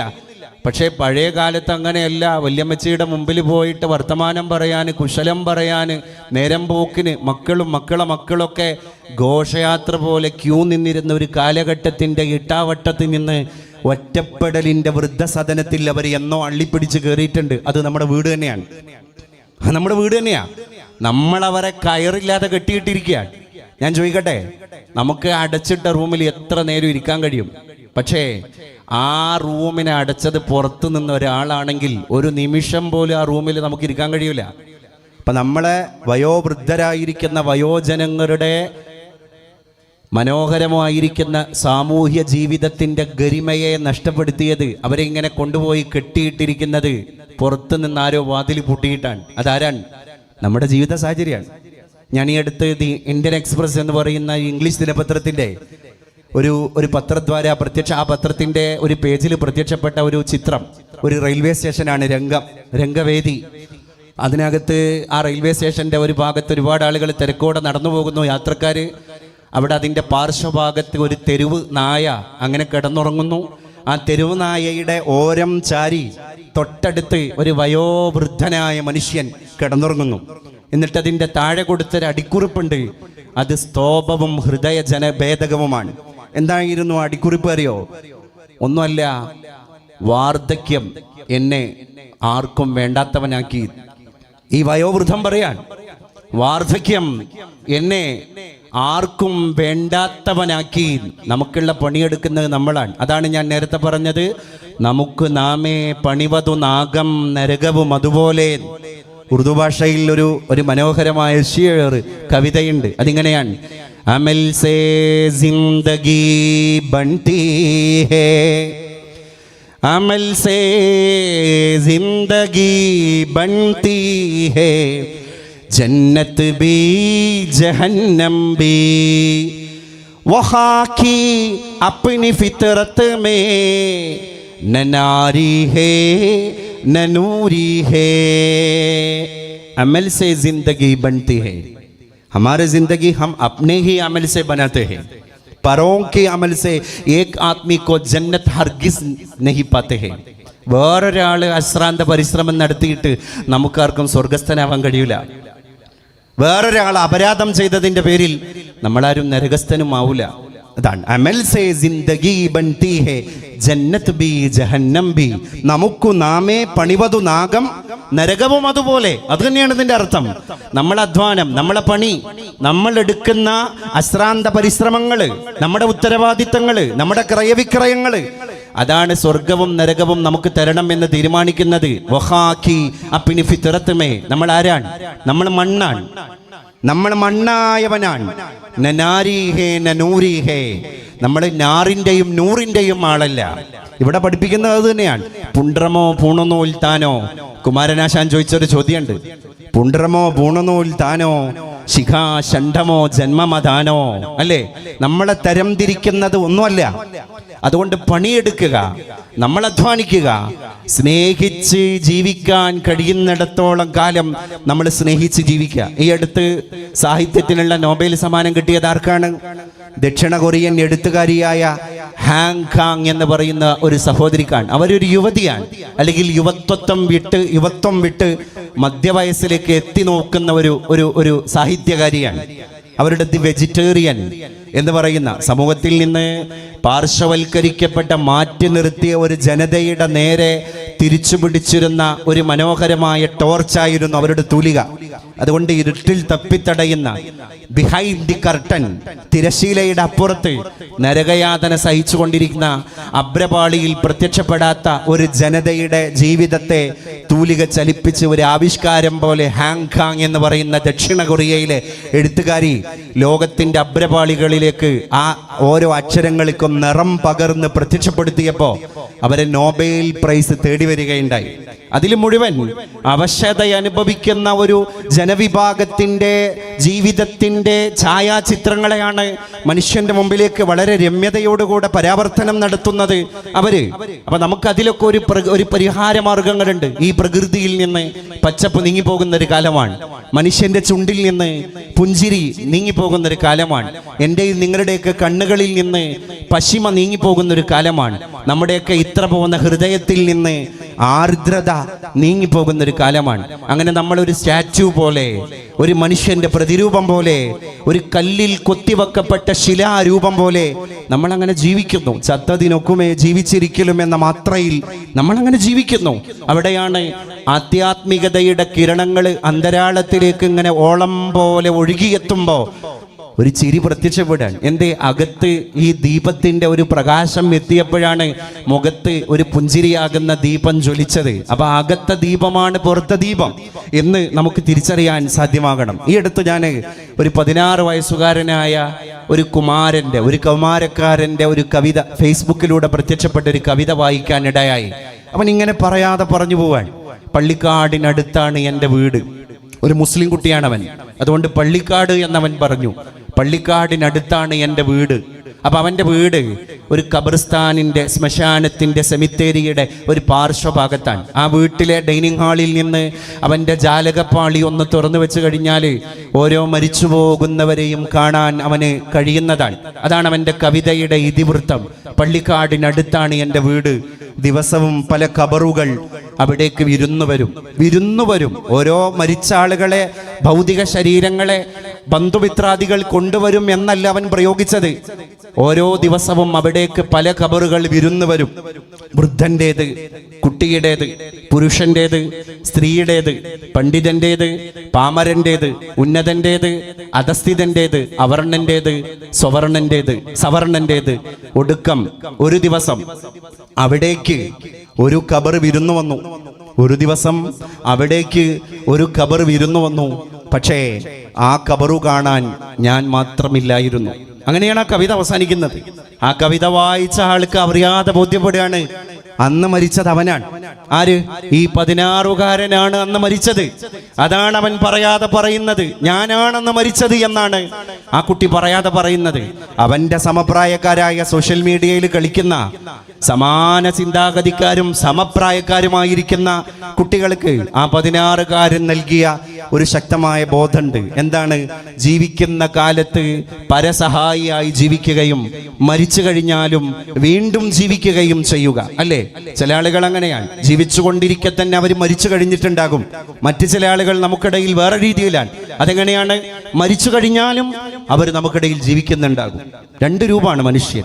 ജീവിച്ചുകൊണ്ടിരിക്കെ മരിക്കുന്നവരുണ്ട്, അവരെവിടെയും പ്രത്യക്ഷപ്പെടൂല. ഒരു പൊതുരംഗത്തും അവരുണ്ടാകില്ല, ഒരു ചാരിറ്റിയിൽ അവരുണ്ടാകില്ല, ഒരു കിഡ്നി രോഗി ഡയാലിസിസ് ചെയ്യുന്ന വാർത്ത അവർ അറിഞ്ഞിട്ടുണ്ടാകില്ല, ഒരു ഭക്ഷണത്തിന്റെ കിറ്റ് കൊടുക്കുന്നിടത്ത് അവരുടെ വിയർപ്പിന്റെ ഒരു കണികയുടെ ലാഞ്ചന പോലും കുടികൊള്ളുന്നുണ്ടാകില്ല. അങ്ങനെ ജീവിക്കുമ്പോഴും മരിച്ചു കഴിഞ്ഞ ജന്മങ്ങൾ ഇവിടെയുണ്ട്. എന്നാലോ മരിച്ചു കഴിഞ്ഞിട്ടും ജീവിക്കുന്നവരുണ്ട്. രത്തൻ ടാറ്റ, അദ്ദേഹം ഒരു പാഴ്സി മതക്കാരനാണ്. പക്ഷെ അദ്ദേഹത്തിന്റെ മതത്തിന്റെ അളവുകോലിലോ അദ്ദേഹത്തിന്റെ ദർശനത്തിന്റെ പ്രത്യയശാസ്ത്ര വിശ്വാസധാരയുടെ അളവുകോലിലോ അല്ല ഇന്ന് 135 കോടിയിൽ പരം വരുന്ന ഭാരതീയനും അതിൻ്റെ അപ്പുറം വരുന്ന ലോകത്തെ മറ്റുള്ള മനസാക്ഷിയുള്ള മനുഷ്യരും അദ്ദേഹത്തെ വായിക്കുന്നത്. Who is Ratan Tata? ആരായിരുന്നു അദ്ദേഹം എന്ന് വായിക്കാൻ, അല്ലേ? ഇന്ത്യ രാജ്യത്തിന്റെ മുംബൈ നഗരത്തിലൂടെ നടന്നു പോകുമ്പോൾ ഒരു അച്ഛൻ ബൈക്ക് ഓടിക്കുന്നു, നടുവില് കൊച്ചു കിടാവ് ഇരിക്കുന്നു, പിന്നില് അദ്ദേഹത്തിന്റെ ഭാര്യ, ഈ കിടാവിന്റെ അമ്മ ഇരിക്കുന്നു. വെയിലത്ത് വിയർത്തൊലിച്ചിട്ട് മുംബൈയുടെ ഒരു നഗരവീതിയിലൂടെ അവർ പോകുമ്പോൾ നടന്നു പോകുന്ന രത്തൻ ടാറ്റ പറയാണ് കൂടെയുള്ള ഒരാളോട്, ഈ പാഴ് സ്വപ്നങ്ങളുമായിട്ട് ജീവിക്കുന്നവർക്കും നമുക്ക് അവരുടെ സ്വപ്നങ്ങളെ ഒന്ന് നെയ്ത് കൊടുക്കണ്ടേ? അദ്ദേഹം പിന്നെ റൂമിലേക്ക് പോയിട്ട് അദ്ദേഹത്തിന്റെ എഞ്ചിനീയർ വിളിച്ചിട്ട് പറയാണ്, പാവപ്പെട്ടവന്റെ സ്വപ്ന സാക്ഷാത്കാരത്തിന് വെയിൽ കൊള്ളാത്ത മഴ കൊള്ളാത്ത ഒരു കാറ്, ഒരു കൊച്ചു വാഹനം നമുക്ക് എന്തുകൊണ്ട് യാഥാർത്ഥ്യമാക്കിക്കൂടാ? ആ സ്വപ്നത്തിൽ നിന്ന് പറഞ്ഞതാണ് ഗിന്നസ് റെക്കോർഡിലേക്ക് കടന്നുപോയ അന്നത്തെ 1 ലക്ഷം രൂപയുടെ നാനോ കാർ എന്ന് പറയുന്നത്. അദ്ദേഹം പേരെടുക്കാൻ വേണ്ടി ചെയ്തല്ല, പിന്നെ അരുപറ്റി നിൽക്കുന്ന ജന്മങ്ങളെ കണ്ടപ്പോൾ ഉണ്ടായ ഒരു ആർദ്രതയുടെ കണികയാണ് ആ വാഹനത്തിന്റെ ഇന്ധനം എന്ന് ഞാനും നിങ്ങളും തിരിച്ചറിയണം. അങ്ങനെ എന്തൊക്കെ സ്വപ്നങ്ങൾ. അമേരിക്കയിൽ അദ്ദേഹത്തിന് റെസ്റ്റോറൻ്റ് ഉണ്ട്. ഒരു ദിവസം അദ്ദേഹം അമേരിക്കയിൽ പോയി തൻ്റെ സ്വന്തം പേരിലുള്ള റെസ്റ്റോറൻറ്റിൽ ഭക്ഷണം കഴിക്കാൻ വേണ്ടി പോകുമ്പോൾ അമേരിക്കക്കാരായിരിക്കുന്ന ആ ഹോട്ടലിലെ ജീവനക്കാർക്ക് സാക്ഷാൽ മുതലാളിയാണ് ഭക്ഷണത്തിന് വേണ്ടി വന്നു കയറിയത് എന്നറിയില്ലായിരുന്നു. അപ്പൊ അദ്ദേഹത്തിന്റെ കൂടെയുള്ള സെക്രട്ടറി ഹോട്ടലിലെ ജീവനക്കാരോട് ഇത് മുതലാളിയാണ് എന്ന് പരിചയപ്പെടുത്താൻ എണീറ്റ് നിൽക്കുമ്പോൾ സാഹസപ്പെട്ട് അദ്ദേഹത്തിന്റെ കരം ഗ്രഹിച്ചിട്ട് അവിടെ തന്നെ ഇരിക്കാൻ രത്തൻ ടാറ്റ ആജ്ഞാപിക്കുകയാണ്. എന്നിട്ട് പറഞ്ഞു, ഞാൻ ഈ ഹോട്ടലിന്റെ ഉടമസ്ഥനാണെന്ന് പറയരുത്. അപ്പൊ അവർക്ക് എന്നെ വിരുന്നൂട്ടുമ്പോ മനസാക്ഷി കുത്തുണ്ടാകും. സൂക്ഷ്മതയോടുകൂടെ അവർ കാര്യങ്ങൾ ഗ്രഹിക്കുമ്പോൾ അവർക്ക് അതിൽ എന്തോ ഒരു അസ്വസ്ഥത ഉണ്ടാകും. വേണ്ട, നമ്മളൊക്കെ സാധാരണ മനുഷ്യരാ. തടയാണ് അദ്ദേഹം. 3 ദിവസമാണ് അദ്ദേഹം ആ ഹോട്ടലിൽ പോയിട്ട് ഭോജനം ഭുജിച്ചിട്ട് ആത്മനിർവൃതിയോടുകൂടെ തിരിച്ചു വന്നത്. എല്ലാം കഴിഞ്ഞതിന് ശേഷമാണ് ജീവനക്കാർക്ക് ഇത് ബോധ്യപ്പെടുന്നത്. എൻ്റെ പ്രിയപ്പെട്ടവരെ, അങ്ങനെ ജീവിതത്തിന്റെ ഓരോ അളവിലും, അല്ലേ, ശന്തനു നായിഡു എന്ന് പറയുന്ന ഒരു 20 വയസ്സുകാരനായ ചെറുപ്പക്കാരൻ മെയിലേക്ക് ഡൽഹിയിൽ നിന്ന് രത്തൻ ടാറ്റക്ക് തെരുവ് ജീവികൾ, നായയും പട്ടിയും പൂച്ചയുമാകുന്ന തെരുവ് ജീവികൾക്ക് ഭക്ഷണമില്ലാതെ വിശന്നിട്ട് ശരീരത്തിൽ വ്രണം ബാധിച്ചിട്ട് അവയെ ശുശ്രൂഷിക്കാനോ പരിചരിക്കാനോ സംരക്ഷിക്കാനോ ഇവിടെ ഒരു സംവിധാനമില്ല. അതുകൊണ്ട് എനിക്കതൊന്ന് തുടക്കം കുറിക്കണം എന്ന് താല്പര്യമുണ്ട് എന്ന് 20 വയസ്സുള്ള ഒരു ശന്തനു നായിഡു മെയിൽ അയക്കുമ്പോൾ ആ മെയിൽ സ്വീകരിച്ച രത്തൻ ടാറ്റ അടുത്ത ദിവസം ശന്തനു നായിഡുവിനോട് മുംബൈയിൽ എത്താൻ ആജ്ഞാപിക്കുകയാണ്, ആവശ്യപ്പെടുകയാണ്. ആ കുട്ടി എത്തുന്നു. എത്തിയ മുറക്ക് അവന്റെ കാര്യങ്ങൾ അദ്ദേഹം സശ്രദ്ധം ഗ്രഹിക്കുന്നു.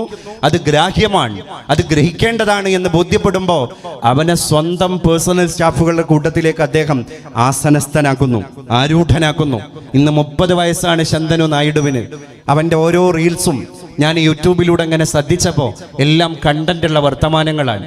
എല്ലാം അങ്ങനെയാണ്, കരുതലുള്ള വർത്തമാനങ്ങളാണ്. ഒരു മനുഷ്യന്റെ അരുപറ്റി നിന്നപ്പോൾ കിട്ടിയതാണ്.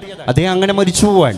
സ്വന്തം സമ്പത്തിന്റെ 60% പാർശ്വവൽക്കരിക്കപ്പെട്ട ദരിദ്ര നാരായണന്മാർക്ക് വേണ്ടി മരിക്കുന്നതിന്റെ മുൻപ് തന്നെ വിൽപത്രത്തിൽ എഴുതി വെച്ചിട്ട് നക്ഷത്രങ്ങളെ പ്രണയിച്ച് മഴയെ കിനാവ് കണ്ടിട്ട് മൗനിയായിട്ട് മന്ദസ്മിതം തൂകി നടന്നുപോയൊരു മനുഷ്യൻ മരിച്ചിട്ടുണ്ട്. പക്ഷെ അദ്ദേഹം ഇന്നും എൻ്റെ ഈ വാക്കിലൂടെ ഈ സദസ്സിൽ ജീവിച്ചുകൊണ്ടിരിക്കുകയാണ്. അങ്ങനെ പരശതം വാക്കുകളിലൂടെ പരസഹസ്രം സദസ്സുകളിൽ അദ്ദേഹം ഇപ്പോഴും ചിരഞ്ജീവിയായിക്കൊണ്ടിരിക്കുകയാണ്. എന്തുകൊണ്ട്? മനുഷ്യന്റെ കർമ്മങ്ങളാണ്. അതാണ് ഞാൻ നേരത്തെ പറഞ്ഞ ഉറുദു കവിതയുടെ സാരം. അമൽ സേ ജിന്ദഗി ബൻതി ഹേ. നമ്മുടെ കർമ്മങ്ങളാണ് നമ്മുടെ ജീവിതത്തെ ജീവിതമാക്കുന്നത്. എനിക്കും നിങ്ങൾക്കും സ്വർഗം നൽകുന്നത് നമ്മുടെ നല്ല നിഷ്കളങ്ക മനോഭാവത്തോടെ നീയത്ത്, നല്ല നീയത്തോടു കൂടെയുള്ള സ്വാലിഹായ അമലുകളാണ്, നല്ല കർമ്മങ്ങളാണ്. അതാണ് സച്ചരിതമായ കർമ്മങ്ങൾ.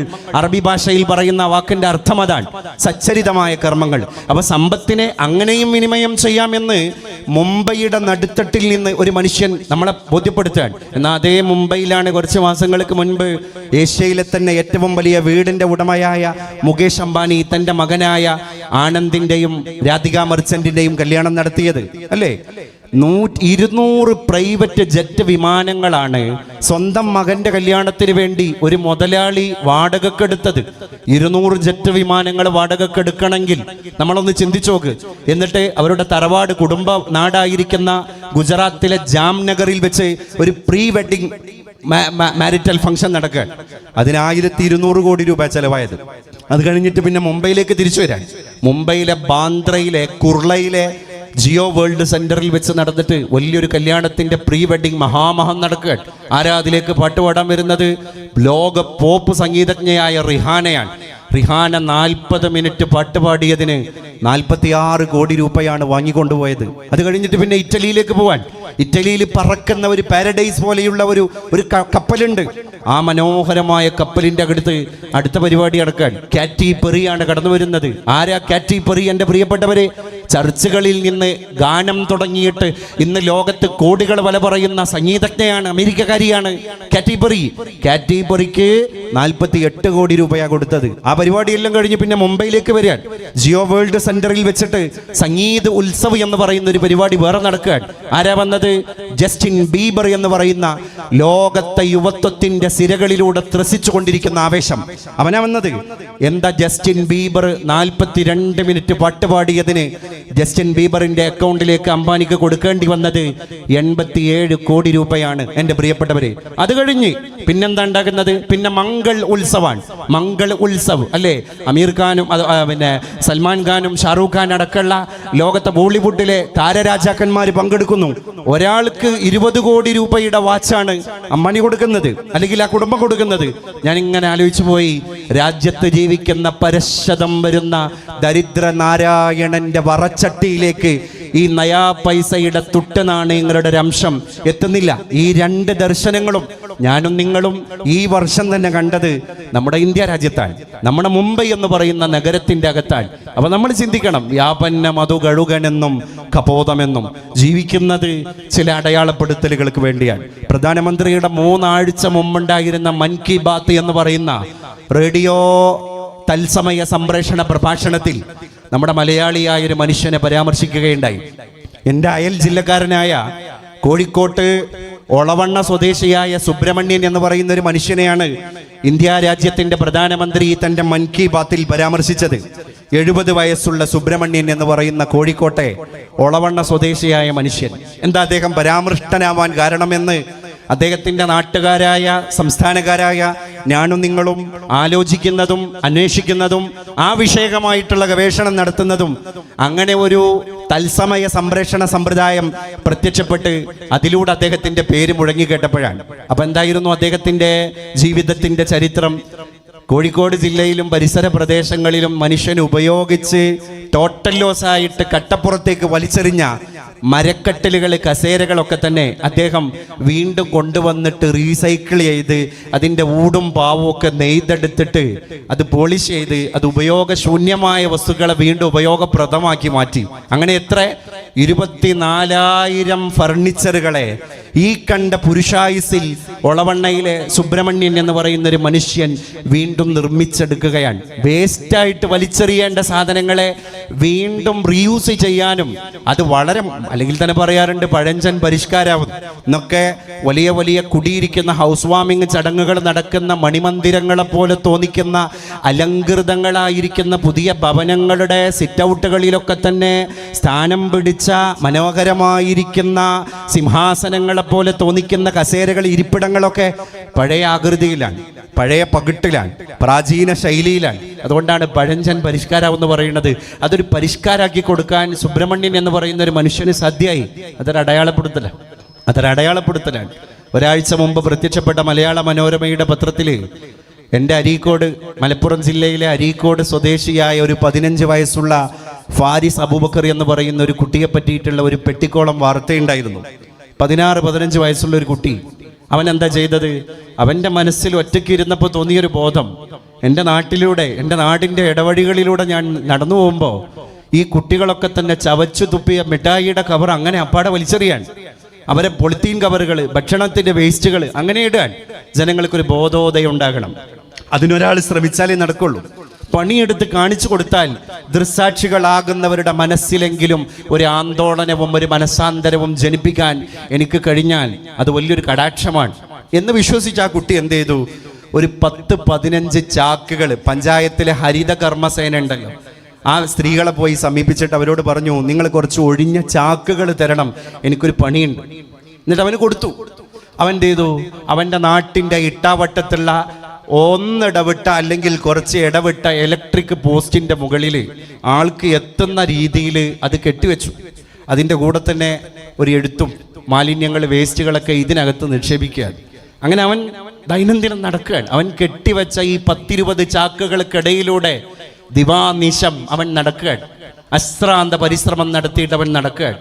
കാണുന്നവരോടൊക്കെ പറയാൻ, ചാക്കിങ്ങനെ നിറഞ്ഞപ്പോൾ ആ പാതി വഴിയിൽ പിന്നെ മിഠായിയുടെ കവറിട്ട കുട്ടിക്ക് തന്നെ ഒരു ബോധോദയം, പിന്നെ എന്തിനാ ഇവിടെ ചാക്ക് വെച്ചത്? ഈ ചാക്ക് എങ്ങനെയാ നിറഞ്ഞത്? ആരൊക്കെ കൊണ്ടുപോയിട്ടല്ലേ? അപ്പോൾ വേസ്റ്റ് ഇടാൻ ഒരു കൃത്യമായ സ്ഥലമുണ്ട് എന്ന് ബോധവൽക്കരിക്കലായിരുന്നു അവൻ്റെ ലക്ഷ്യം. യുവാക്കൾ ഇറങ്ങി, വൃദ്ധർ ഇറങ്ങി, ശിശുക്കൾ ഇറങ്ങി, ബാലന്മാർ ഇറങ്ങി. 2 ദിവസം കൊണ്ട് ഈ ചാക്കുകൾ മുഴുവൻ നിറഞ്ഞു. 10-20 ചാക്കുകൾ 2-3 ദിവസം കൊണ്ട് നിറഞ്ഞപ്പോൾ അവൻ ബോധ്യപ്പെടുത്തിയത് എന്തൊക്കെ സന്ദേശങ്ങളാണ്? 2-3 ദിവസം കൊണ്ട് 20 ചാക്ക് നിറയാനുള്ള മാലിന്യം ഈ നാട്ടിലുണ്ട് എന്ന ആദ്യത്തെ സന്ദേശം. രണ്ടാമത്തേതോ, ഈ മാലിന്യങ്ങളൊന്നും പൊതുനിരത്തിലേക്ക് വലിച്ചെറിയാനുള്ളതല്ല എന്ന മറ്റൊരു സന്ദേശം. മൂന്നാമത്തേതോ, അത് അതിലേറെ കടുകട്ടിയുള്ള സന്ദേശമാണ്. ചിന്തിക്കുന്നവരുടെ നെഞ്ചിടത്തിലേക്ക് നീട്ടിപ്പിടിച്ച ഇരട്ടക്കുഴൽ തോക്ക് പോലെയുള്ള സന്ദേശം. അതേതാണ്? നിങ്ങളെപ്പോലൊരു 16 വയസ്സുള്ള കുട്ടിയാണ് ഞാനും, നമുക്കൊക്കെ വേണം എന്ന് വെച്ചാൽ ഇങ്ങനെയൊക്കെ ചെയ്യാം, അല്ലേ? അങ്ങനെ ഒരുപാട് സന്ദേശങ്ങൾ ഒരു നാടിൻ്റെ മുറ്റത്ത് കൽമഷം കലരാതെ, ആർക്കും യാതൊരു രീതിയിലുള്ള ശത്രുതാ മനോഭാവമോ വൈമനസ്യമോ ആ രുചിരകതയോ നീരസമോ അനിഷ്ടമോ ആരുടേതിൽ നിന്നും സമ്പാദിക്കാതെ മൊഞ്ചോടുകൂടെ അവൻ നിർവഹിച്ച ഒരു ചാരുചിത്രം. അതിന്ന് അൽഷിമേഴ്സ് വന്നാലും നമ്മളാരും മറക്കൂല.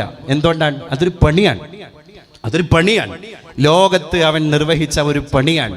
അങ്ങനെ ഗൃഹാതുരമായ ഓർമ്മകളെയൊക്കെ തന്നെ പൊടി തട്ടി കൊണ്ടുവന്ന് നമ്മൾ ജീവിക്കുന്ന കാലത്തോളം മറ്റുള്ളവരെ കൂടി ജീവിക്കാൻ പ്രേരിപ്പിച്ചു മരിച്ചു കഴിഞ്ഞാലും അവരിലൂടെ നമ്മൾ ഇവിടെ അങ്ങനെ ജീവിച്ചുകൊണ്ടിരിക്കും. ഇല്ലെങ്കിലോ നമ്മൾ ജീവിക്കുമ്പോഴും നമ്മൾ മരിച്ചുകൊണ്ടിരിക്കും. ഇതിൽ രണ്ടിലും അർത്ഥതലങ്ങൾ വളരെ വ്യതിരിക്തമാണ് എന്നർത്ഥം. ഞാനിത് ഇങ്ങനെ പറയാൻ കാരണം, ഇതൊരാണയിട്ട വർത്തമാനമാകണം എന്ന നിഷ്കർഷത നിങ്ങളുടെ മുമ്പിൽ ഈ സംഭാഷണം നടത്തിക്കൊണ്ടിരിക്കുന്ന എൻ്റെ സത്വബോധം എന്നെ നിർബന്ധിപ്പിക്കുന്നതുകൊണ്ടാണ്, എന്നെ പ്രേരിപ്പിക്കുന്നതുകൊണ്ടാണ്. മറ്റൊന്നുകൊണ്ടല്ല. നമ്മളൊക്കെ അടുത്ത തലമുറയ്ക്ക് ഈ ലോകത്തെ കൈമാറ്റം നടത്തേണ്ടവരാണ്. മുതലാളി എന്നാ നമ്മൾ പറയാം. ഒരു മുതൽ കയ്യിലുണ്ടെങ്കിൽ മുതലാളി, അല്ലേ? ഉടമസ്ഥൻ എന്നല്ല. എന്താ അതിൻ്റെ അർത്ഥം? കൈയാളുന്നവൻ. അടുത്ത തലമുറ ഇത് കൈയാളാൻ കാത്തിരിക്കുകയാണ്. നിങ്ങളുടെ കണ്ടനാളത്തിൽ നിന്ന് ആത്മാവൊന്ന് നഷ്ടപ്പെട്ടു പോയാൽ, മൃതി നിങ്ങൾക്ക് സംഭവിച്ചാൽ, പിന്നെ നിങ്ങളുടെ ദേഹത്തിൻ്റെ പേര് മൃതം സംഭവിച്ച ദേഹമാണ്. അതാണ് മൃതദേഹം. അതുവരെ ഉണ്ടാവുള്ളൂ. അത് കഴിഞ്ഞാൽ നമ്മളിത് കഴിഞ്ഞു. പിന്നെ അടുത്ത മുതലിനെ കൈയാളുന്ന മുതലാളി ആരാണ്? അടുത്ത തലമുറയാണ്. അങ്ങനെ എത്ര തലമുറകൾ കഴിഞ്ഞിട്ടാണ് ഞാനും നിങ്ങളും ഈ മഞ്ജുള മനോഹരമായ പന്തലിൻ്റെ ചുവട്ടിൽ വന്നിരിക്കുന്നത്. നാളെയും ഇവിടെ ഈ കസേരകൾ നിരത്തപ്പെടും. പക്ഷേ അന്ന് നമ്മൾ എവിടെയോ ശ്മശാനങ്ങളിൽ പോയി അന്തി ഉറങ്ങും, അല്ലേ?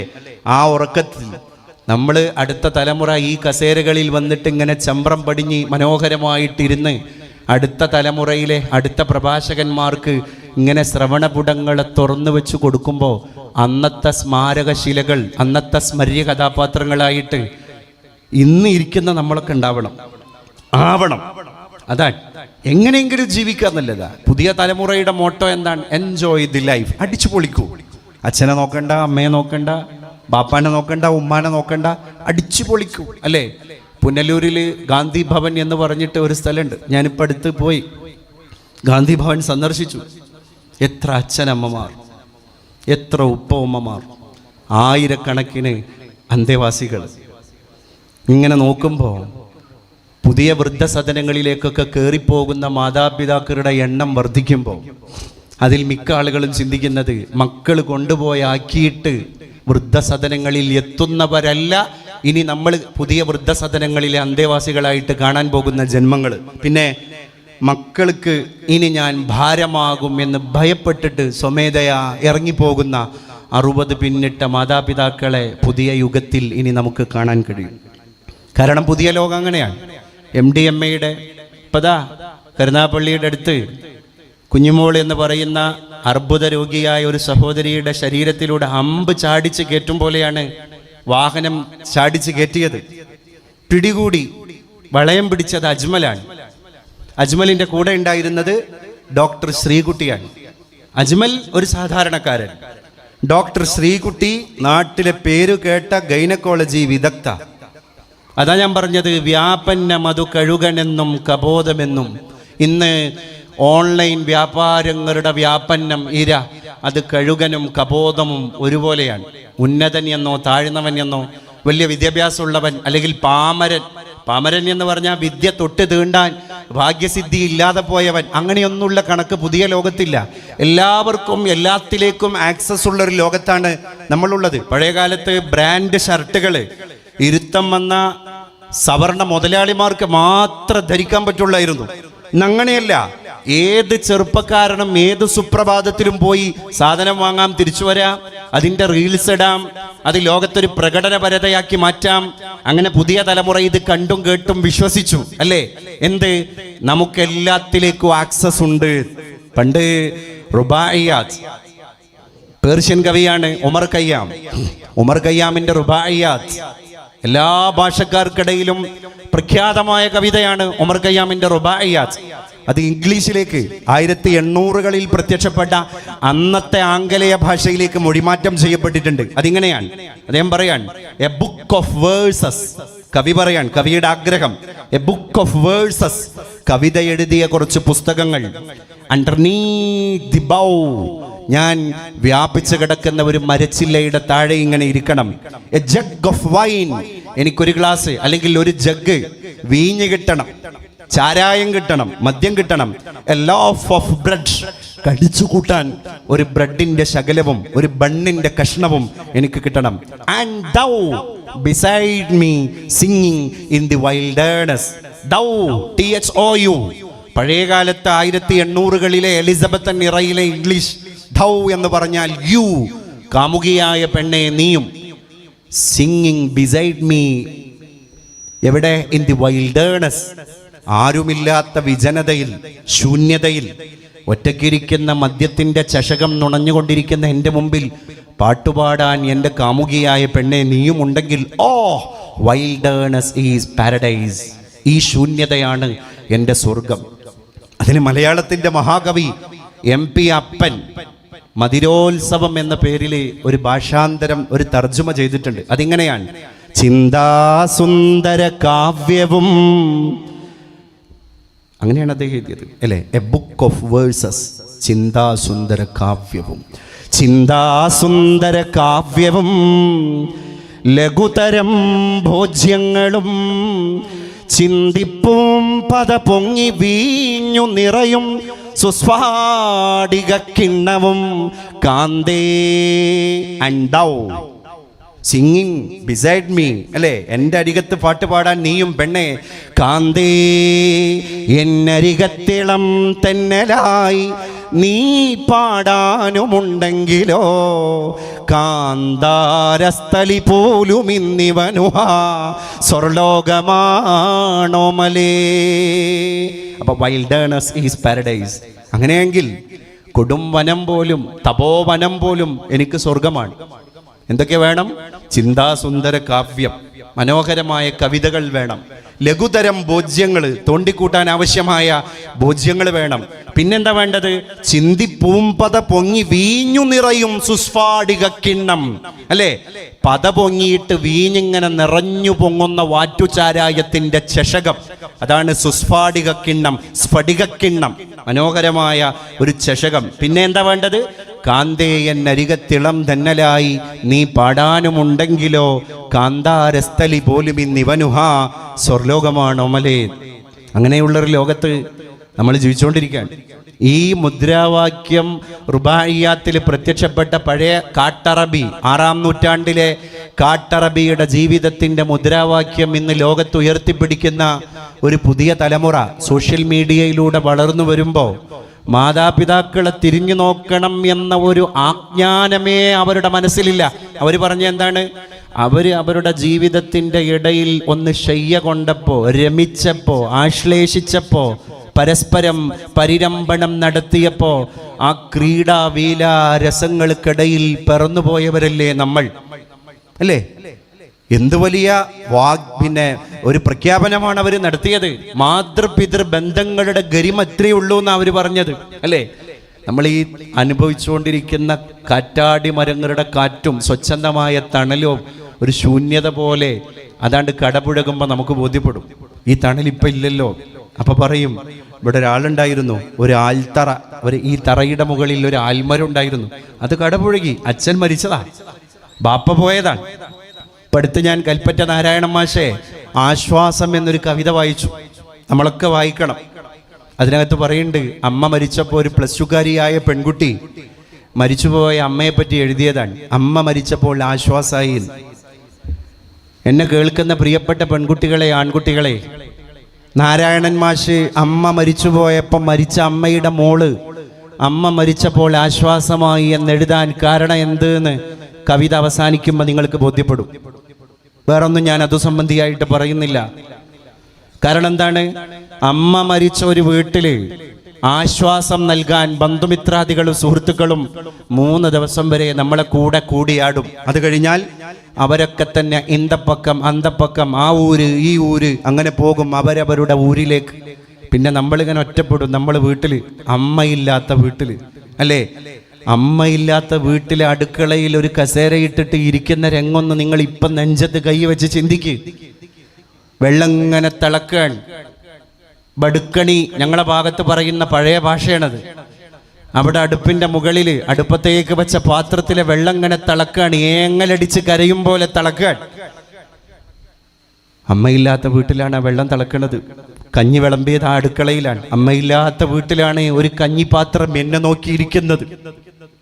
അപ്പൊ ഈ കുട്ടി എഴുതിയതാണ്, അമ്മ മരിച്ചപ്പോൾ ആശ്വാസമായി, ഇനി എനിക്ക് ധൈര്യമായി അത്തായ പഷ്ണി കിടക്കാം, അല്ലേ? അമ്മ മരിക്കുന്നതിൻ്റെ മുമ്പ് ധൈര്യമായിട്ട് അത്തായ പഷ്ണി കിടക്കാൻ കഴിയൂല.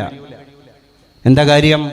രാത്രി ചോറ് കഴിക്കാതെ കിടന്നുറങ്ങിക്കഴിഞ്ഞാൽ ഞങ്ങളെ ഭാഗത്തൊക്കെ മാതാക്കൾ വന്നിട്ട് കിടന്നുറങ്ങണ മക്കളെ വിളിച്ചിട്ട് പറയുന്നൊരു കല്ല് വെച്ച കള്ളമുണ്ട്. എന്താണറിയോ? രാത്രി ചോറ് കഴിക്കാതെ ഉറങ്ങിയാൽ ഒരു പ്രാവിൻ്റെ ഇറച്ചി എൻ്റെ മേത്തുനിന്ന് കുറഞ്ഞു പോകുന്നു. ഒരു പ്രാവിനോളം വരുന്ന മാംസം നമ്മുടെ ശരീരത്തിൽ നിന്ന് ഇല്ലാതാവും. എന്തിനാ പറഞ്ഞത്? അമ്മ മോള് ഭക്ഷണം കഴിക്കാതെ കിടന്നാൽ അമ്മക്ക് ഉറക്കരൂല, കുട്ടിക്കൊരു കുഴപ്പമില്ല. നേരം വെളുക്കോൾ അവൾ ഉറങ്ങും, ഒരു കുഴപ്പമില്ല. അവൾക്കിപ്പോൾ ശല്യം വിളിച്ചുണർത്തുന്നതാണ്. അപ്പം ഈ കുട്ടി എഴുതി, ആശ്വാസമായി, ഇനി എനിക്ക് ധൈര്യമായിട്ട് അത്തായ പഷ്ണി കിടക്കാം. എന്നെ ഇനി ആ ആത്മാർത്ഥതയോടുകൂടെ വിളിച്ചുണർത്താൻ ഈ വീട്ടിലൊരാളില്ലല്ലോ. അമ്മ എന്ന ശൂന്യത നമ്മളിലുണ്ടാക്കുന്ന വേദനയുടെ ആഴാണ് ഈ വരി. നമ്മൾ മനസ്സിലാക്കണം. അത് കഴിഞ്ഞിട്ട് അടുത്ത വരി എന്താ അറിയോ? ഇനി എനിക്ക് കുളിക്കാൻ പോയിട്ട് ഇറ്റിറ്റ് വീഴുന്ന എൻ്റെ കാർക്കൂന്തൽ തുവർത്താതെ നടക്കാം. കാരണം ഇഴവിടർത്തി നോക്കിയിട്ട്, മകളെ തലയിൽ വെള്ളം കയറിയാൽ പനി പിടിക്കും, ജലദോഷം വരും എന്ന് പറയാൻ എൻ്റെ അമ്മയില്ല. അതുകൊണ്ട് എനിക്ക് കുളിക്കാൻ പോയാൽ ഇനി മുടി തുവർത്തേണ്ട ആവശ്യമില്ല. മൂന്നാമത്തെ വരി എന്താ അറിയോ? ഇനി എനിക്ക് നാളെ നട്ടുച്ച നേരത്ത് നമ്മുടെ വീട്ടിൻ്റെ ഉമ്മറത്തെ മുറ്റത്തെ ആൾമറ, കിണറിൻ്റെ ആൾമറയുടെ മുകളിൽ ഇരുന്നിട്ട് ഉറക്കം തൂങ്ങി പുസ്തകം വായിക്കാം. കാരണം മോളെ അവിടുന്ന് മാറി വീണ് പോകും എന്ന് പറയാൻ ഒരു വടിയെടുത്തിട്ട് എന്നെ അടിക്കാൻ, എന്നോട് ശകാരിക്കാൻ, ശാസിക്കാൻ അമ്മയില്ല ഈ വീട്ടിൽ. അമ്മ പോയി. അവസാനത്തെ വരി എന്താ അറിയോ? ഇനി എനിക്ക് രാത്രികാലങ്ങളിൽ യാത്ര ചെയ്യുമ്പോൾ എത്തിയെടുത്ത് ഉറങ്ങാം. കാരണം അമ്മയുള്ള അന്ന് എത്തിയിടത്ത് ഉറങ്ങാൻ പറ്റൂല. മാമൻ്റെ വീട്ടിലേക്കാണ് പോകുന്നത് അമ്മേ, എൻ്റെ ഫ്രണ്ടിൻ്റെ വീട്ടിലേക്കാണ് പോകുന്നത് അമ്മേ, എൻ്റെ ജോലി സ്ഥലത്തേക്കാണ് പോകുന്ന അമ്മേ എന്ന് പറഞ്ഞിട്ട് രാത്രി വീട്ടിൽ നിന്ന് ഇറങ്ങി KSRTC ബസ് കയറിയിട്ട് പോയാൽ മാമൻ്റെ വീട്ടിൽ എത്തണം അമ്മക്ക് ഉറങ്ങാൻ. വഴിയിലിറങ്ങിയാൽ പറ്റൂല. അമ്മ പോയപ്പോൾ ഈ കുട്ടി പറഞ്ഞെന്താ, ഇനി എനിക്ക് രാത്രി യാത്ര ചെയ്യുമ്പോൾ എത്തിയിടത്ത് ഉറങ്ങാം. കാരണം ഞാൻ എത്തേണ്ടിടത്ത് എത്തിയാൽ മാത്രം വിളക്കണയാറുള്ള വീട് കഴിഞ്ഞയാഴ്ച കെട്ടു. ഇനി അങ്ങനെ ഒരു വീടില്ലല്ലോ. ആ വീട് കെട്ടു, അമ്മ മരിച്ചു. അവസാനം പറഞ്ഞെന്താ അറിയോ, ഒടുക്കം എൻ്റെ അമ്മ എന്നെ പെറ്റു തീർന്നു. ആ വാക്കുവോക്ക് നിങ്ങൾ. അപ്പം നമ്മളെ പ്രസവിച്ച് നമ്മൾ ഭൂലോകത്ത് ജാതനായപ്പോൾ നമ്മളെ അമ്മ നമ്മളെ പെറ്റു തീർന്നില്ലേ? ഇല്ല എന്നാണ് കൽപ്പറ്റ നാരായണൻ മാഷ് മലയാളിയെ പഠിപ്പിച്ചത്. എപ്പോഴാ നമ്മളെ അമ്മ എന്നെയും നിങ്ങളെയും പെറ്റു തീർന്നത്? അമ്മയുടെ ഭൗതിക ശരീരം ശ്മശാനത്തിലേക്ക് എടുത്ത് കുഴിമാടത്തിൽ നമ്മൾ ഇറക്കി വെച്ചപ്പോഴാണ് അമ്മ എന്നെയും നിങ്ങളെയും പെറ്റു തീർന്നത്. അപ്പം എന്താണ്, നമ്മൾ ഓരോ സ്ഥലത്തേക്ക് യാത്ര ചെയ്യുമ്പോൾ അമ്മ പ്രസവ വേദനയോടുകൂടെ വീട്ടിലിരിക്കുന്നത്. എൻ്റെ കുഞ്ഞ് പോയിട്ട് എന്തായി, എന്തെങ്കിലും സംഭവിച്ചോ, വിശക്കുന്നുണ്ടോ, ഭക്ഷണം കഴിച്ചോ? അമ്മ എപ്പോഴാ എന്നെയും നിങ്ങളെയും പെറ്റു തീർന്നത്? അമ്മ പോയി കിടന്നപ്പോൾ. അവസാനത്തെ വരിയിൽ നാരായണ മാഷ് മലയാളിയോട് പറയാണ്, ഇനി ശരീരവേദന കൊണ്ടല്ലാതെ മനോവേദന കൊണ്ട് ഭൂമിയിൽ ഒരാളും കരയൂല. അമ്മ എന്ന് പറയുന്ന ജന്മം മണ്ണിൻ്റെ അടിയിൽ പോയല്ലോ. ഇനി ആരെങ്കിലും ഭൂമിയിൽ കണ്ണിൽ കണ്ണീര് നിറച്ചിട്ട് കരയുന്നുണ്ടെങ്കിൽ അതാരെങ്കിലും ശരീരത്തിൽ വേദനയാക്കിയത് കൊണ്ടാകാം, അമ്മയെപ്പോലെ മനോവേദന കൊണ്ടാകില്ല.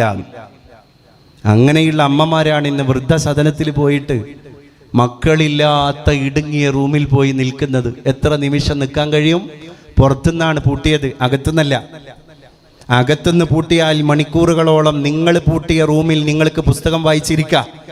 നാം പോയിരുന്ന റൂമിന്റെ കവാടം പൂട്ടിയത് പുറത്തു നിന്നൊരാളാണ് അതിന്റെ ഓടാമ്പില കൊണ്ടതിന് പൂട്ടിയത് എങ്കിൽ ഒരു നിമിഷം നിങ്ങൾക്ക് മനസ്സാന്നിധ്യത്തോടുകൂടെ ഇരിക്കാൻ കഴിയില്ല. മനസ്സാന്നിധ്യം ഇല്ലാതെ ഇരിക്കുക. അതിൻ്റെ അർത്ഥം എന്താണ്? ബോധം പോയി, മാനസികം വന്ന് ഭ്രാന്തിയായി എത്ര വേണമെങ്കിലും ഇരിക്കുക, അല്ലേ? മലമൂത്ര വിസർജനം ശയ്യയിൽ തന്നെ നിർവഹിക്കുക. അതുകൊണ്ട് പ്രിയപ്പെട്ടവരെ, നമുക്ക് ജീവിക്കാൻ കഴിയണം. ഞാൻ അവസാനിപ്പിക്കാൻ, ലോകം എല്ലാം കീക്കാൻ തൂക്കായ ഒരു കാലഘട്ടത്തിലാണ് നമ്മളൊക്കെ ജീവിച്ചുകൊണ്ടിരിക്കുന്നത്. കൊച്ചിയിലെ പനമ്പള്ളി നഗറിലെ ഒരു ഫ്ലാറ്റിൻ്റെ അകത്ത് നിന്നാണ് ആമസോൺ പാർസൽ കവർ പുറത്തേക്ക് വലിച്ചെറിഞ്ഞത്. രാവിലെ സ്കൂൾ കുട്ടികളെയുമായിട്ട് ബസ്സിൽ പോകുന്ന ബസ്സിൻ്റെ ഡ്രൈവർ അത് കാണുകയാണ്. നോക്കുമ്പോൾ അതൊരു മനുഷ്യൻ്റെ പുത്രനാണ്, ഒരു ചോര പൈതലാണ്, ഒരു നവജാത ശിശുവാണ്. പോലീസ് വരുന്നു. ഈ ആമസോൺ പാർസൽ കവറിലാണ് ഈ കുട്ടിയെ അടക്കം ചെയ്തത്. അത് ഏത് ഫ്ലാറ്റിൻ്റെ അഡ്രസ്സിലാണ് വന്നത്? ആ ഫ്ലാറ്റിലേക്ക് പോയി നോക്കുന്നു, അവരെ പരിശോധിക്കുന്നു. അവസാനം അവിടെയുള്ളത് ഒരു അച്ഛനും ഒരു അമ്മയും അവിവാഹിതയായ 23 വയസ്സുള്ള ഒരു മകളും മാത്രമാണ്. പക്ഷേ പോലീസ് കേസിൻ്റെ ചുരുളഴിച്ച് കൊണ്ടുവരുമ്പോൾ മലയാള മനസാക്ഷി ഞെട്ടിത്തരിക്കുന്നു, ലജ്ജ കൊണ്ട് തല താഴ്ത്തുന്നു. ആ 23-കാരിയായിരുന്നു അത്രേ ഈ ചോരപ്പൈതലിൻ്റെ അമ്മ, അവിഹിതമായ അമ്മ. ആരാ നിന്റെ ഈ കുഞ്ഞിൻ്റെ അച്ഛൻ എന്ന ചോദ്യത്തിന് അവൾ കൊടുത്ത മറുപടി ഇൻസ്റ്റയിലൂടെ പരിചയപ്പെട്ട തൃശ്ശൂരുകാരനായ 25-കാരനാണ് എന്നാണ്. എൻ്റെ മാതാപിതാക്കളെ, നമ്മൾ വല്ലാത്ത ഭീതിപ്പെടുത്തുന്ന ഒരു ലോകത്താണ് ജീവിച്ചുകൊണ്ടിരിക്കുന്നത്. അതാണ് ഞാൻ നേരത്തെ പാടിയ കവിതയുടെ ആന്തരാർത്ഥം എന്ന് പറയുന്നത്, അല്ലേ? ഒടുവിൽ നമ്മളൊക്കെ തന്നെ ഖേദിക്കുന്നൊരവസ്ഥയിലേക്ക് ഒരിക്കലും എത്താൻ പാടില്ല. അപ്പം ഇവിടെ ജീവിച്ച് നമുക്കൊക്കെ തന്നെ നമ്മൾ ഉദ്ദേശിച്ചത് നടപ്പാക്കാൻ കഴിയില്ല. ലീലനും മദനനും തമ്മിലുള്ള കഥയിൽ ആശാൻ മലയാളിയോട് പാടിത്തരുന്നുണ്ട്, കരുതുവതിഹ ചെയ്യവയ്യ ചെയ്യാൻ വരുതു ലഭിച്ചതിൽ നിന്നിടാ വിചാരം പരമഹിതയറിഞ്ഞുകൂടാ ആയുസ്ഥിരതയുമില്ലതി നിന്യമീ നരത്വം കരുതുവതിഹ ചെയ്യവയ്യ. നമ്മൾ കരുതുന്നത് ഈ ലോകത്ത് നമുക്കാർക്കും നിർവഹിക്കാൻ കഴിയുന്നില്ല. ചെയ്യാൻ വരുതു ലഭിച്ചതിൽ നിന്നിടാ വിചാരം. ചെയ്യാൻ വേണ്ടിയിട്ട് നമുക്ക് ഏതെങ്കിലും അവസരം കിട്ടിക്കഴിഞ്ഞാലോ അതിന് മനസ്സും ഉണ്ടാവില്ല. അങ്ങനെ പരമഹിത അറിഞ്ഞുകൂടാ ആയുസ്ഥിരതയുമില്ല അതിനിന്യമീ നരത്വം. ഇനി എല്ലാത്തിനുള്ള അവസരം കിട്ടി, ചെയ്യാനുള്ള അനുകൂലാവസ്ഥ കിട്ടി, അതിനുള്ള മനസ്സ് കിട്ടി, അതിനുള്ള സാഹചര്യം കിട്ടി, അത് കിട്ടുമ്പോഴേക്ക് നമ്മുടെ ആയുസ് അത് ചെയ്യാൻ നമ്മൾ അനുവദിക്കില്ല. അപ്പോഴേക്ക് നമ്മൾ മറ്റൊരാളായി മാറിയിട്ടുണ്ടാകും. ഈ കഴിഞ്ഞ ഓണത്തിൻ്റെ വടംവലി മത്സരം നടക്കുകയാണ് കൊച്ചിയിലെ തേവരയിലെ SH സ്കൂളിൽ, കോളേജിൽ. അവിടെ കൊമേഴ്സ് വിഭാഗം തലവനായ ജെയിംസ് വി ജോൺ എന്ന് പറയുന്ന ഒരു അധ്യാപകൻ, അദ്ദേഹമാണ് ഈ വർഷത്തെ തേവര SH സ്കൂളിലെ സ്റ്റാഫ് സെക്രട്ടറി. അത്രയും സമർത്ഥനായ ഒരു ടീച്ചറാണ് ജെയിംസ് വി ജോൺ. അപ്പം ഈ വടംവലി മത്സരം നടക്കുന്നതിന്റെ മുൻപ് അദ്ദേഹം തന്റെ കുട്ടികളെ, സ്കൂളിലെ കുട്ടികളെ അഭിസംബോധന ചെയ്ത് സംസാരിക്കാൻ ജെയിംസ് വി ജോൺ സാർ മൈക്കിന്റെ മുമ്പിൽ വന്നിട്ട് പറഞ്ഞു, മക്കളെ, എൻ്റെ കാഴ്ചപ്പാടിൽ ലോകത്ത് ഏറ്റവും സമ്പന്നമായ ഒരു ഇടമുണ്ടെങ്കിൽ ഞാൻ വിശ്വസിക്കുന്നത് അത് സെമിത്തേരിയാണ്. അദ്ദേഹം ഒരു ക്രൈസ്തവ മതവിശ്വാസിയാണ്. അതുകൊണ്ട് അദ്ദേഹം സെമിത്തേരി എന്ന് പറഞ്ഞു. ശ്മശാനവും ഖബർസ്ഥാനവും ഒക്കെ അതന്നെയാണ്.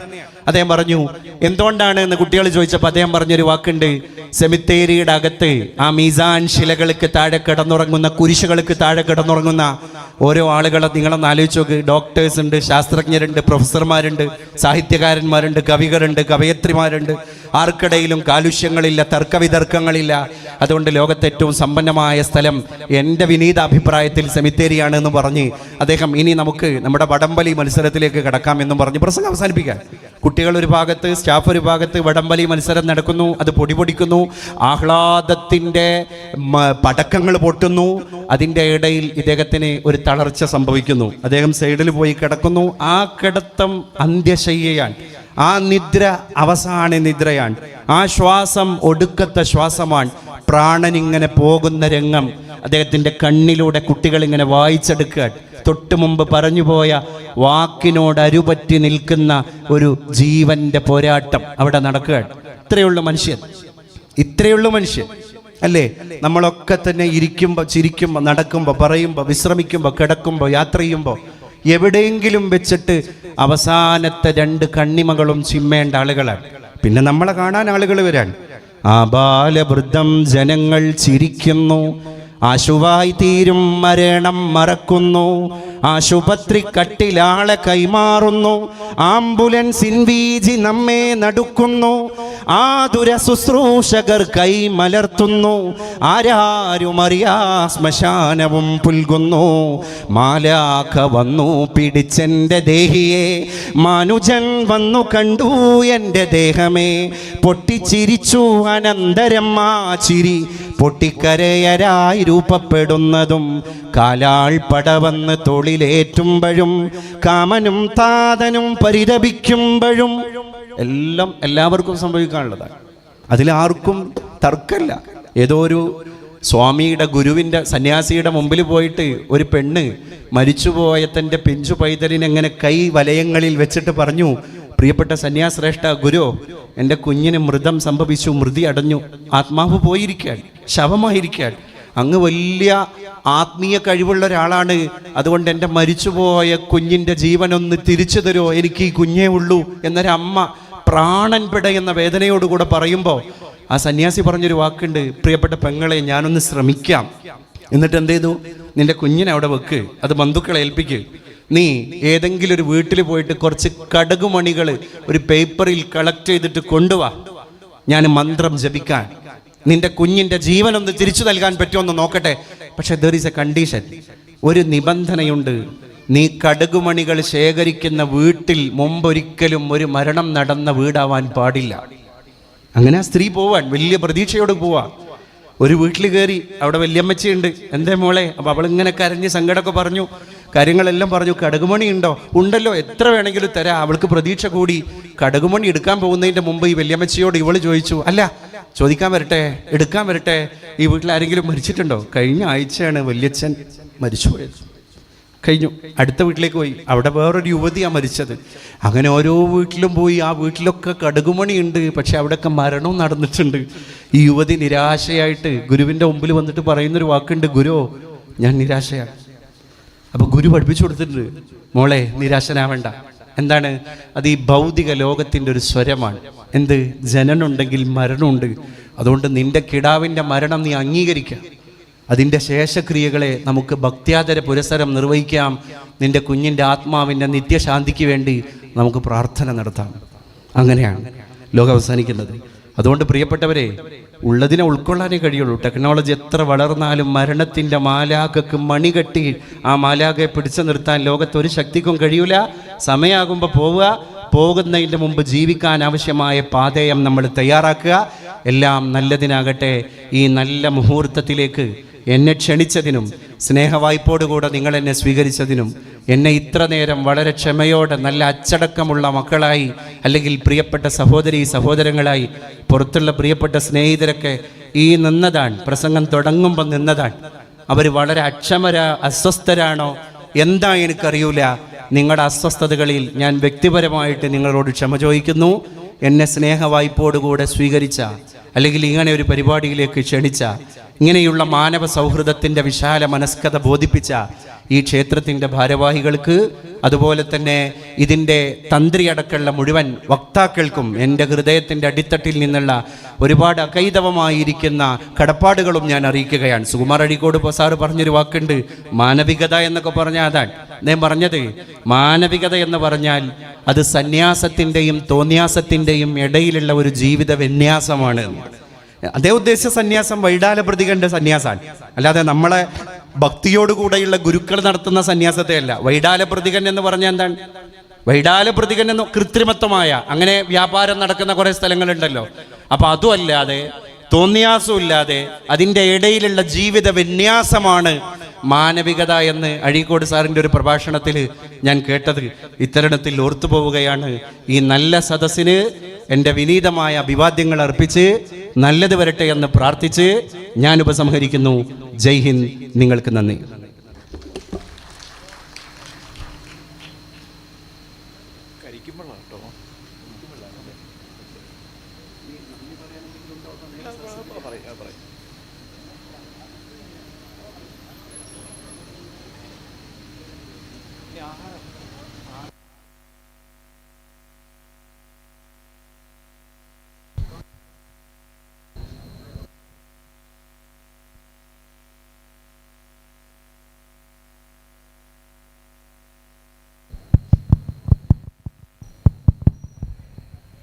സ്വാമിയെ ശരണമയ്യപ്പ.